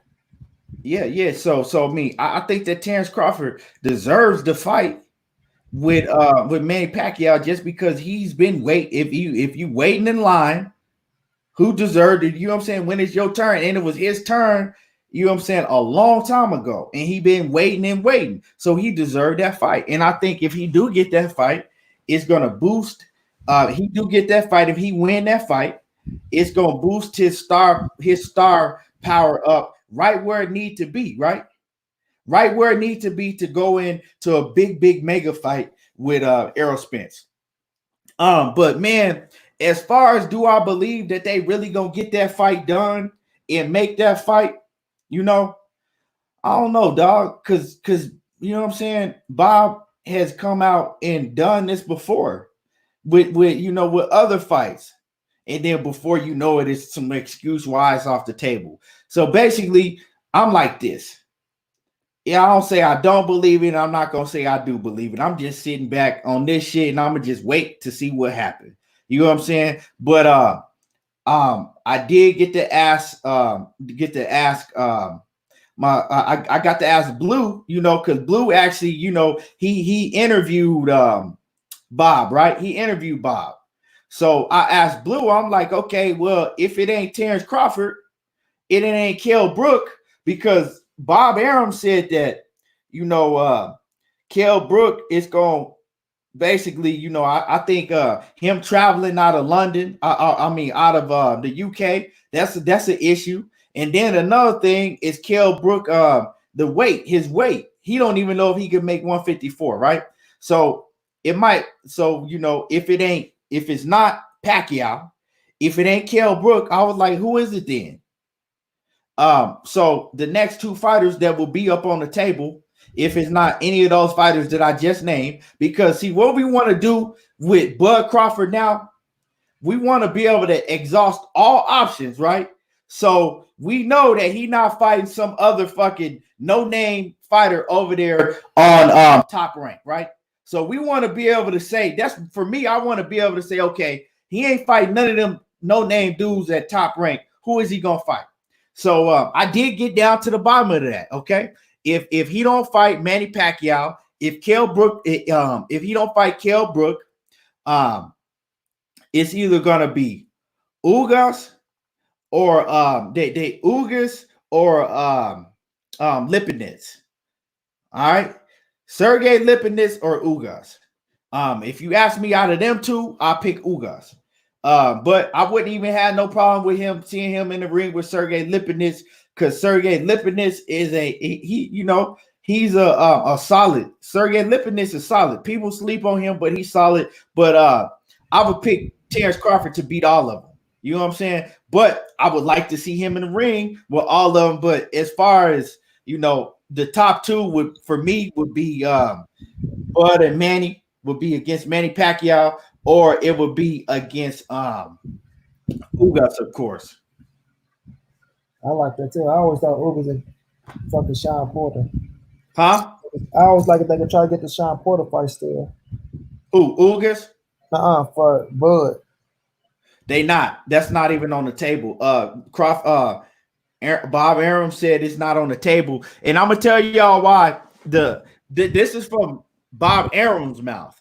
This is why he says that it's not possible for Bud and Sean Porter to fight.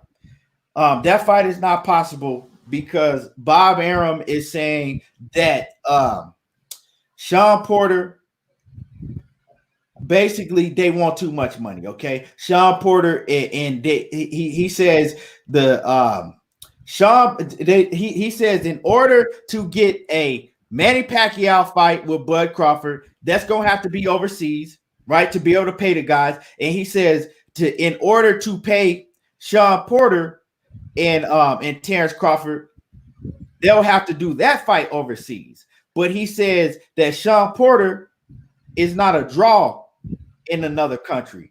He says they wouldn't be able to make no money off of it because Sean Porter is still not a draw in a foreign country.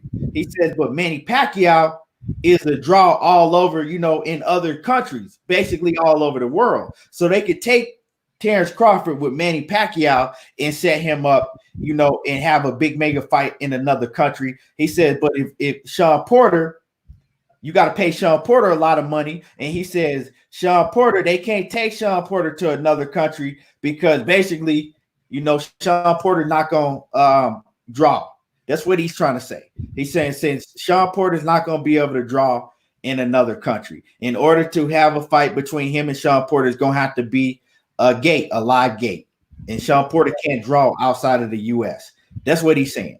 Okay. As far as Ugas and Lipinets, now if that's where it really don't make sense. Okay, so if you saying Ugas, right, well then you saying or Lipinets, then you must be saying, okay, well I can have Terrence Crawford fight Ugas or Lipinets without a crowd, right, in an empty arena because I don't gotta pay Ugas or Lipinus that much of money, right? But how does that make sense if Terrence Crawford saying that he not fighting in the empty arena, right? And then if you saying that Sean Porter can't draw outside of the U.S., how is Ugas gonna be able to draw outside of the U.S. or Lipinus? They not known nowhere, you know what I'm saying, other than their own country, and we know they not fighting in Cuba. So it just really don't make sense. If you really analyze the shit that he's saying, what really makes sense out of any of that? I don't know. It's gonna be tough, but I'm with you. I'd rather see the Ugas fight. If it ain't Pacquiao, if you can't get Porter, like that's why I say when they trying to make the fight and what it's gonna look like, because this shit gonna be all just fucked up, bro. It's gonna be all fucked up. Yeah, but it's like okay, well, Ugas, right? Well, you can't if you saying that Bud saying that he not fighting in no empty arena, where they gonna make a Ugas fight at? If you saying that, how is Ugas a draw outside of the US if Sean Porter ain't? Yeah, buddy. That's what you gonna have to come up with, unless you going to a motherfucking Spanish country somewhere where they speak Spanish. Yeah, like that shit don't really make sense. You know they not going to Cuba. If they fight, it's gonna be somewhere, you know, in Saudi Arabia or somewhere like that, right? So you think anybody know who Ugas is over there? Fuck no. You think anybody know who Lipinus is? They don't know who. Come on, nah.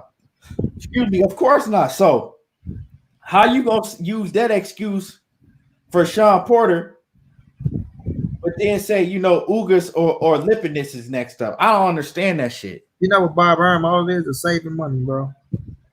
That's all it is. That motherfucker want to come out of pocket. And especially if they feel like they ain't gonna like pull in, Bob damn sure ain't gonna make it happen. And fucking with motherfucking Al Heyman, you damn sure gonna be talking about back end money fucking with Sean Porter. Jupiter B says, why not Cuba? That would be dope. I mean, ain't nobody, they don't fight over there in Cuba. Yeah. I don't even know how their government is I ain't never seen a professional fight in Cuba. Yeah, not in Cuba. Like them dudes that fight, them Cubans, they have a hard time even getting out of Cuba to like they whole thing. They be trying to get out of Cuba to come to America and fight. So that show ain't gonna happen, you know. So like it's crazy. And a lot of them guys that left Cuba, they can't go back to Cuba because if they go back, they stuck. You know what I'm saying? So that's not even an option. So I mean, I don't know. It's just when you really start looking at it, if the Pacquiao fight don't fall through, right? And Kell Brook fight don't fall through, all of that other shit, them other opponents, how does it make sense if Porter don't make sense?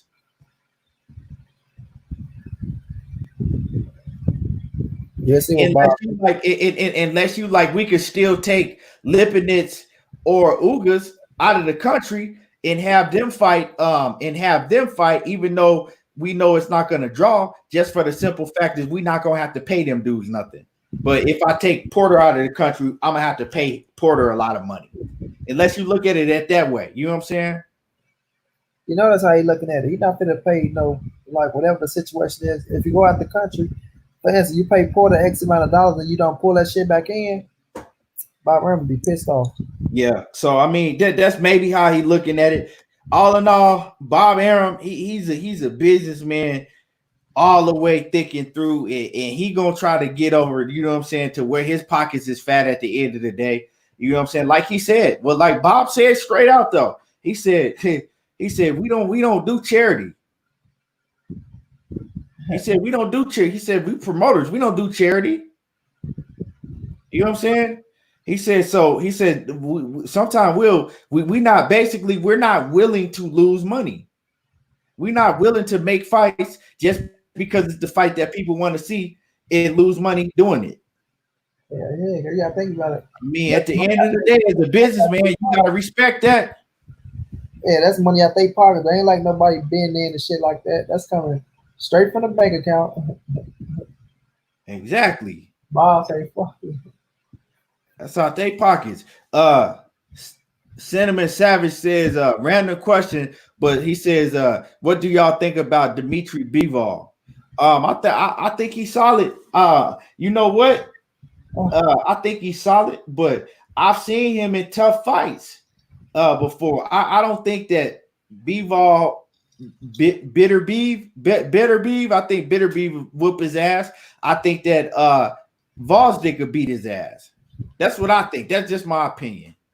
What you think on Bivol? I like the Mitchell Bill. We came out fighting up a tough competition. Yeah, I think he beat Goose again. I think he beat Better Be gonna be a tough ass fight for him.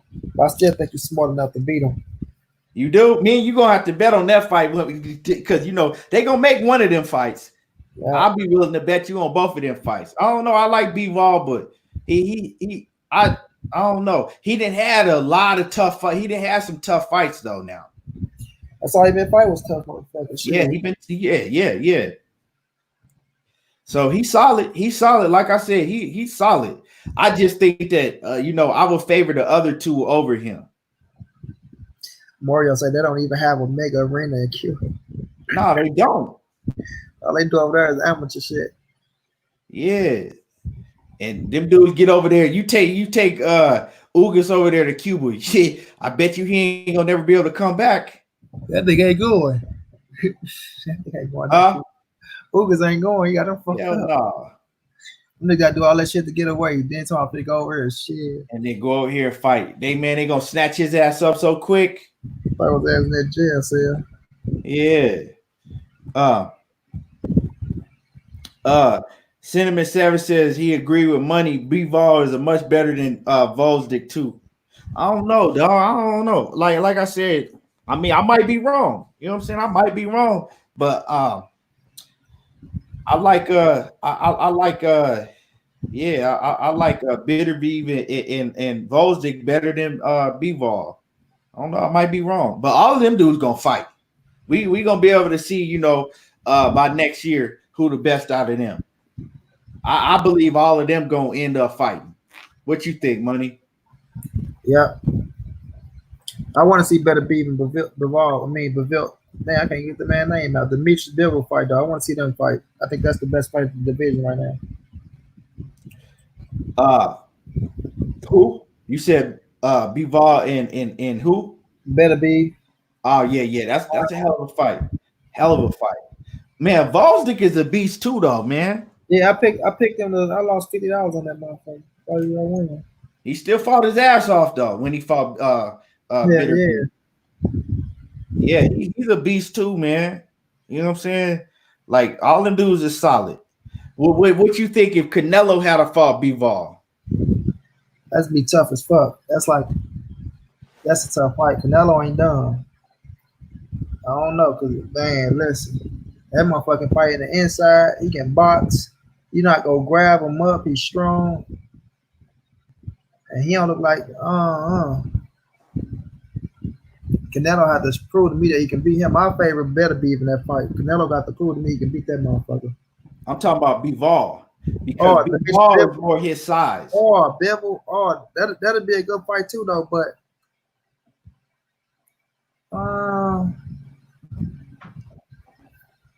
I still might favor Bivol. And like Canelo got to prove to me, because I say he went up and fought the motherfucking Kovalev, who was the weakest link out of all of them. You know what I'm saying? Mm-hmm. So Demetrius Bivol, Better Beef, and Ghost. I probably favor all them motherfuckers over Canelo just because of the size and just Canelo got to prove to me that he can hit them and make them respect his power. Not saying that they won't, because that motherfucker hit hard, but with his ass having a little gas tank issue and shit like that, he got to prove to me he can beat him. And I like Canelo. I favor Bivol in that fight. He got to prove to me that he can beat him. Yeah, man. That I don't know. Like real shit. Canelo, man, he know how to make so much adjustments. You know what I'm saying? And he hard to pick. Like I don't know. Bitter Beef is too big for him. You know what I'm saying? Bitter Eve is too big for him, but Styles make fights, and B-Ball, I don't know. I like to see B-Ball against Canelo. That'll be a hell of a fight because Canelo, he know how to make adjustments. Yeah, but he got to prove to me he can win that bitch. I ain't know how to make adjustments. Yeah, but that boy a smart motherfucker as well. Yeah. You like Jupiter B said, 175. Yeah, 175 division is lit. People sleep on 175. It's lit. You still got Marcus Brown. Look, what about Marcus Brown, right? I don't know. Not with them motherfuckers. I don't know. Like he too chinny, bro. But the way he looked in the fight against against Pascal. No. I'm saying the way that Marcus Brown looked when he fought Badu Jack, he dominated the fuck out of Badu Jack. He surprised the fuck out of me in that fight. Huh? He surprised the fuck out of me in that fight. I thought Badu was gonna win. Yep, me too. I thought I had picked. I lost money on that shit. I thought Badu was gonna win, right? And then he came back. Like, he's just not consistent. That's the thing with Marcus Brown, right? He's not consistent, man. He continued, like, he let Pascal draw him to that fight like that. Like, that shit was like, he showed me that boy damn, my shit about to cut out on him. He showed me that he can be drawn out into a firefight, like mentally wise. Pascal got in his ass, called that boy a woman, beat all type of shit, made that boy switch up his whole game plan. Yeah, man. He just, like I said, man, he not consistent to me. Like, some fights he'll look great, and then other fights he don't look, you know what I'm saying? Other fights he just look lackluster, Marcus Brownie. And I've seen that in several fights with him. And it ain't man, he ain't had no business letting Pascal beat him at this point in Pascal's career. I agree 120%. Ain't no way he ain't supposed to lose no damn Pascal. Hell no, man. You're not putting your ass on the ground, not just losing. He putting your ass down. Right. But man, Jupiter B says he favored B-Ball slightly, and Canelo didn't impress him against Kovalov. Man, that shit, that fight, man, for real, that fight looked fixed though, man. To me, like, and I'm a fan of Canelo, and I have picked Canelo to win and all of that shit, right? Yeah. But the thing is, I was watching it with one of my partners, right? We watching it, and he a huge Canelo fan, right? Like, he a Canelo fan to where you can't say or do, you know what I'm saying? Like, you can't say nothing about Canelo. It don't matter. He a huge Canelo fan. And even him, I was like, man, while we watching, I'm like, man, this shit look like it's fixed. I'm like, man, Kovalov ain't never fought like this. Like, Kovalov, you know what I'm saying? If you go and look at Kovalov fights, Kovalov is he come at you like a savage. You know what I'm saying? He throwing I'm like, Kovalov ain't never fought like this. And my partner, I'm like, man, come on now, dog. And he looking, he like, yeah, dog. He was like, yeah, he's like, I ain't gonna lie. He's like, I fuck with Canelo heavy. He's like, but I'm not even gonna lie. He was like, this shit don't look right to me neither. Go look at the fight. Kovalov ain't never fought like that. Ever. I don't think I think the fight was fixed. What I think, and the shit that Kovalov was just saying, like, he didn't even give a fuck about losing. I think that what I think about that Kovalov and Canelo fight is, I don't think that Canelo knew about the fix. This is what I'm gonna say. I don't think Canelo had nothing to do with it. But I think Kovalov took that $10 million bag. I think that Kovalov basically took, you know what I'm saying? Kovalov took the money. I think the knockout was real. If you look at the knockout, that shit was real. And that's why I say that I don't think that Canelo had nothing to do with it. But I think that Kovalov was like, basically, I'm gonna take the money, I'll lose the fight. You know what I'm saying? I'll survive, but I'll lose the fight. You know what I'm saying? Say Oscar told him, just drop your hands and let me hit your ass. No, I don't think. I think he was really trying to survive. I think he was trying to survive, but lose the fight on the points decision. Okay, I got you. Yeah, but Canelo. I don't think that Canelo knew nothing about the fixing. You could tell Canelo turned up that heat on him. Canelo turned up that heat on him. And the whole time I was like, yeah, Canelo gonna knock him out. Canelo, I never seen. Had you ever seen Kovalev fight like that? Where he wasn't throwing no power punches. There's some little shit in there that was rubbing me the wrong way. I'm like, damn, I keep trying to watch it and see though, like, and I was looking at it, I'm like, man, like I ain't gonna even lie to you, I can't even watch that fight, bro. To be honest with you, I can't watch it. And that's just me being real. I don't want to put the speculation, all that shit in there, but it's just like, and I ain't never been the one to say I can't watch Canelo fight, but that's just one I can't watch. I say, man, that shit don't even even I got it shit like that nigga just. Yeah, Jupiter B, that shit just looked fake. Like I said, I don't think that Canelo was a part of it, right? I don't think, because the way I look at Canelo, I think he got too much pride to, you know what I'm saying? He got too much pride to let somebody fix a fight for him. You see what I'm saying? I don't think Canelo had nothing to do with that. But Kovalev, come on now, man. You know Kovalev, he ain't built like that. Kovalev don't have no fucking pride like that. Fuck nah, Kovalev if it pass up on no 10 million when he know his ass in all type of trouble too. So it's like, nigga, 10 million. Did you see that nigga after the fight? You see that nigga with his woman in the hotel room, like, nigga, I'm living my best life. Yeah, and then how easily he took getting knocked out and was smiling. And then what he said after the fight, you know what I'm saying? In weeks and shit after the fight, like he said, if y'all thought I was gonna win that fight, you were stupid to think I was gonna win that fight. Come on now, dog. He telling you. And then on top of that, Kathy Duba, some shit like that too, yeah. Yeah, he said that. He said, you were stupid if you thought I was gonna win that fight. And then he said, but they try to cover it up, like, oh no, what he meant is because how he didn't have time to train. No, that ain't what he meant, right? And then Kathy Duba, before the fight even took place, she was saying shit like, oh yeah, win, lose or draw, he doesn't have to worry about it. We already got big plans for Kovalev. So why would you already have big plans for him if he lose? Because that bitch took some money herself. Yeah, she telling you, don't worry about it. You know what I'm saying? Yeah, he gonna lose, but don't worry about it. You know what I'm saying? It ain't nothing. We already got plans. He taking a payoff. Man, he took a payoff. I'm telling you, you can't nobody tell me that he didn't take no payoff in that fight. And then, like, come on, you know how Kovalev be crying when he, like, you know how he act when he fight. War, Bill. Yeah. For the way to, you know what I'm saying? Like, you could tell when he got up from that knockout, he was happy. Like, yeah, I got my 10 mil now. Like, he was happy about that shit, dog. You know, but like I said, I ain't gonna put it on Canelo because Canelo didn't know. That's why he turned up the heat on him. And can't nobody say that knockout wasn't real. Hey, because he caught that boy clean.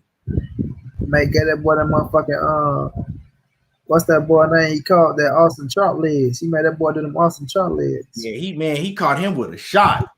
But I knew it was gonna happen. My computer on 9% around this motherfucker. Yeah, man, I'm finna get up out of here, man. We've been on here cooking for damn near 4 hours, man. I'm finna get up out of here. I appreciate everybody that's tuned in. You know, hit my like button, subscribe to the channel on YouTube, everything boxing and sports. Subscribe to Money Brown TV on YouTube. Scott Brown, before we get up out, he says Kovalev got that DAZN dollar. Hey, facts, Scott Brown. That's how the motherfuckers going broke now, passing out 10 millions and shit like that, like it ain't nothing. Straight up, you know what I'm saying? But hey, Key, you know that motherfuckers. You know, I had my DAZN out, right? That motherfucker was $9.99, bro, right? Yeah. You know they cancel my shit, bro, and telling me I gotta pay $19.99. Like they hate this around because you know if you was already signed up from the beginning, you get to stay on the same plan, bro. They cancel my shit. So they did my shit like that last June. Damn, I think my year might be up. last June, where I was on the $9.99 joint, right? And Uh-huh. last June, out of nowhere, they canceled my shit, talking about I had to pay $19.99 or pay $100 for the year. Yeah, that's what they just sent me with. I said, man, fuck y'all. Yeah, so last June, I think it was, I paid that $100 for the year. Maybe it wasn't June. I don't remember. Maybe it was September. I don't remember, but I did pay the year. But my shit should be coming up soon. But I'm forward to see whatever fight I want. If it's a fight that I want to see on that bitch, then I'll order. But if not, but I ain't even been watching no DAZN. that's what I'm saying, though. That's why we pay their ass that paper, and they don't even be shit on there that we want to see. ESPN, they still got good content on their shit. Yeah, $4.99, they cool. I'm straight with ESPN. Yeah, that's great. I ain't $19.99. DAZN finna go out of business anyway soon. DAZN ain't gonna be no more DAZN. And that's what I want to cook on when I do my next live. Or we could do it on your show, Money. It don't even matter. We should cook on what's gonna happen to all of these fighters' contracts. You know what I'm saying? When DAZN go under. That's what I want to talk about, you know. But we've been on here cooking for a long time, man. Anything you want to say? Nah, man, just much love to the people, man, that's been riding with us, and continue to support my bro, Everything Boxing. Like I say, subscribe to Money Brown TV on YouTube and Money_the right on Instagram, man. Y'all stay safe out there. Wash your hands and continue to wear your mask, because these motherfuckers opening up shit and they don't know what's going on their damn self. So much love to y'all, man, and keep riding with my bro Keon. And I'm about this count. All right, Money. And like I said, I appreciate everybody for tuning in. You already know how I do. I don't watch reality TV. I watch boxing. And anything ain't everything, but around here, everything boxing. There you go, talking that boxing again. I'm out.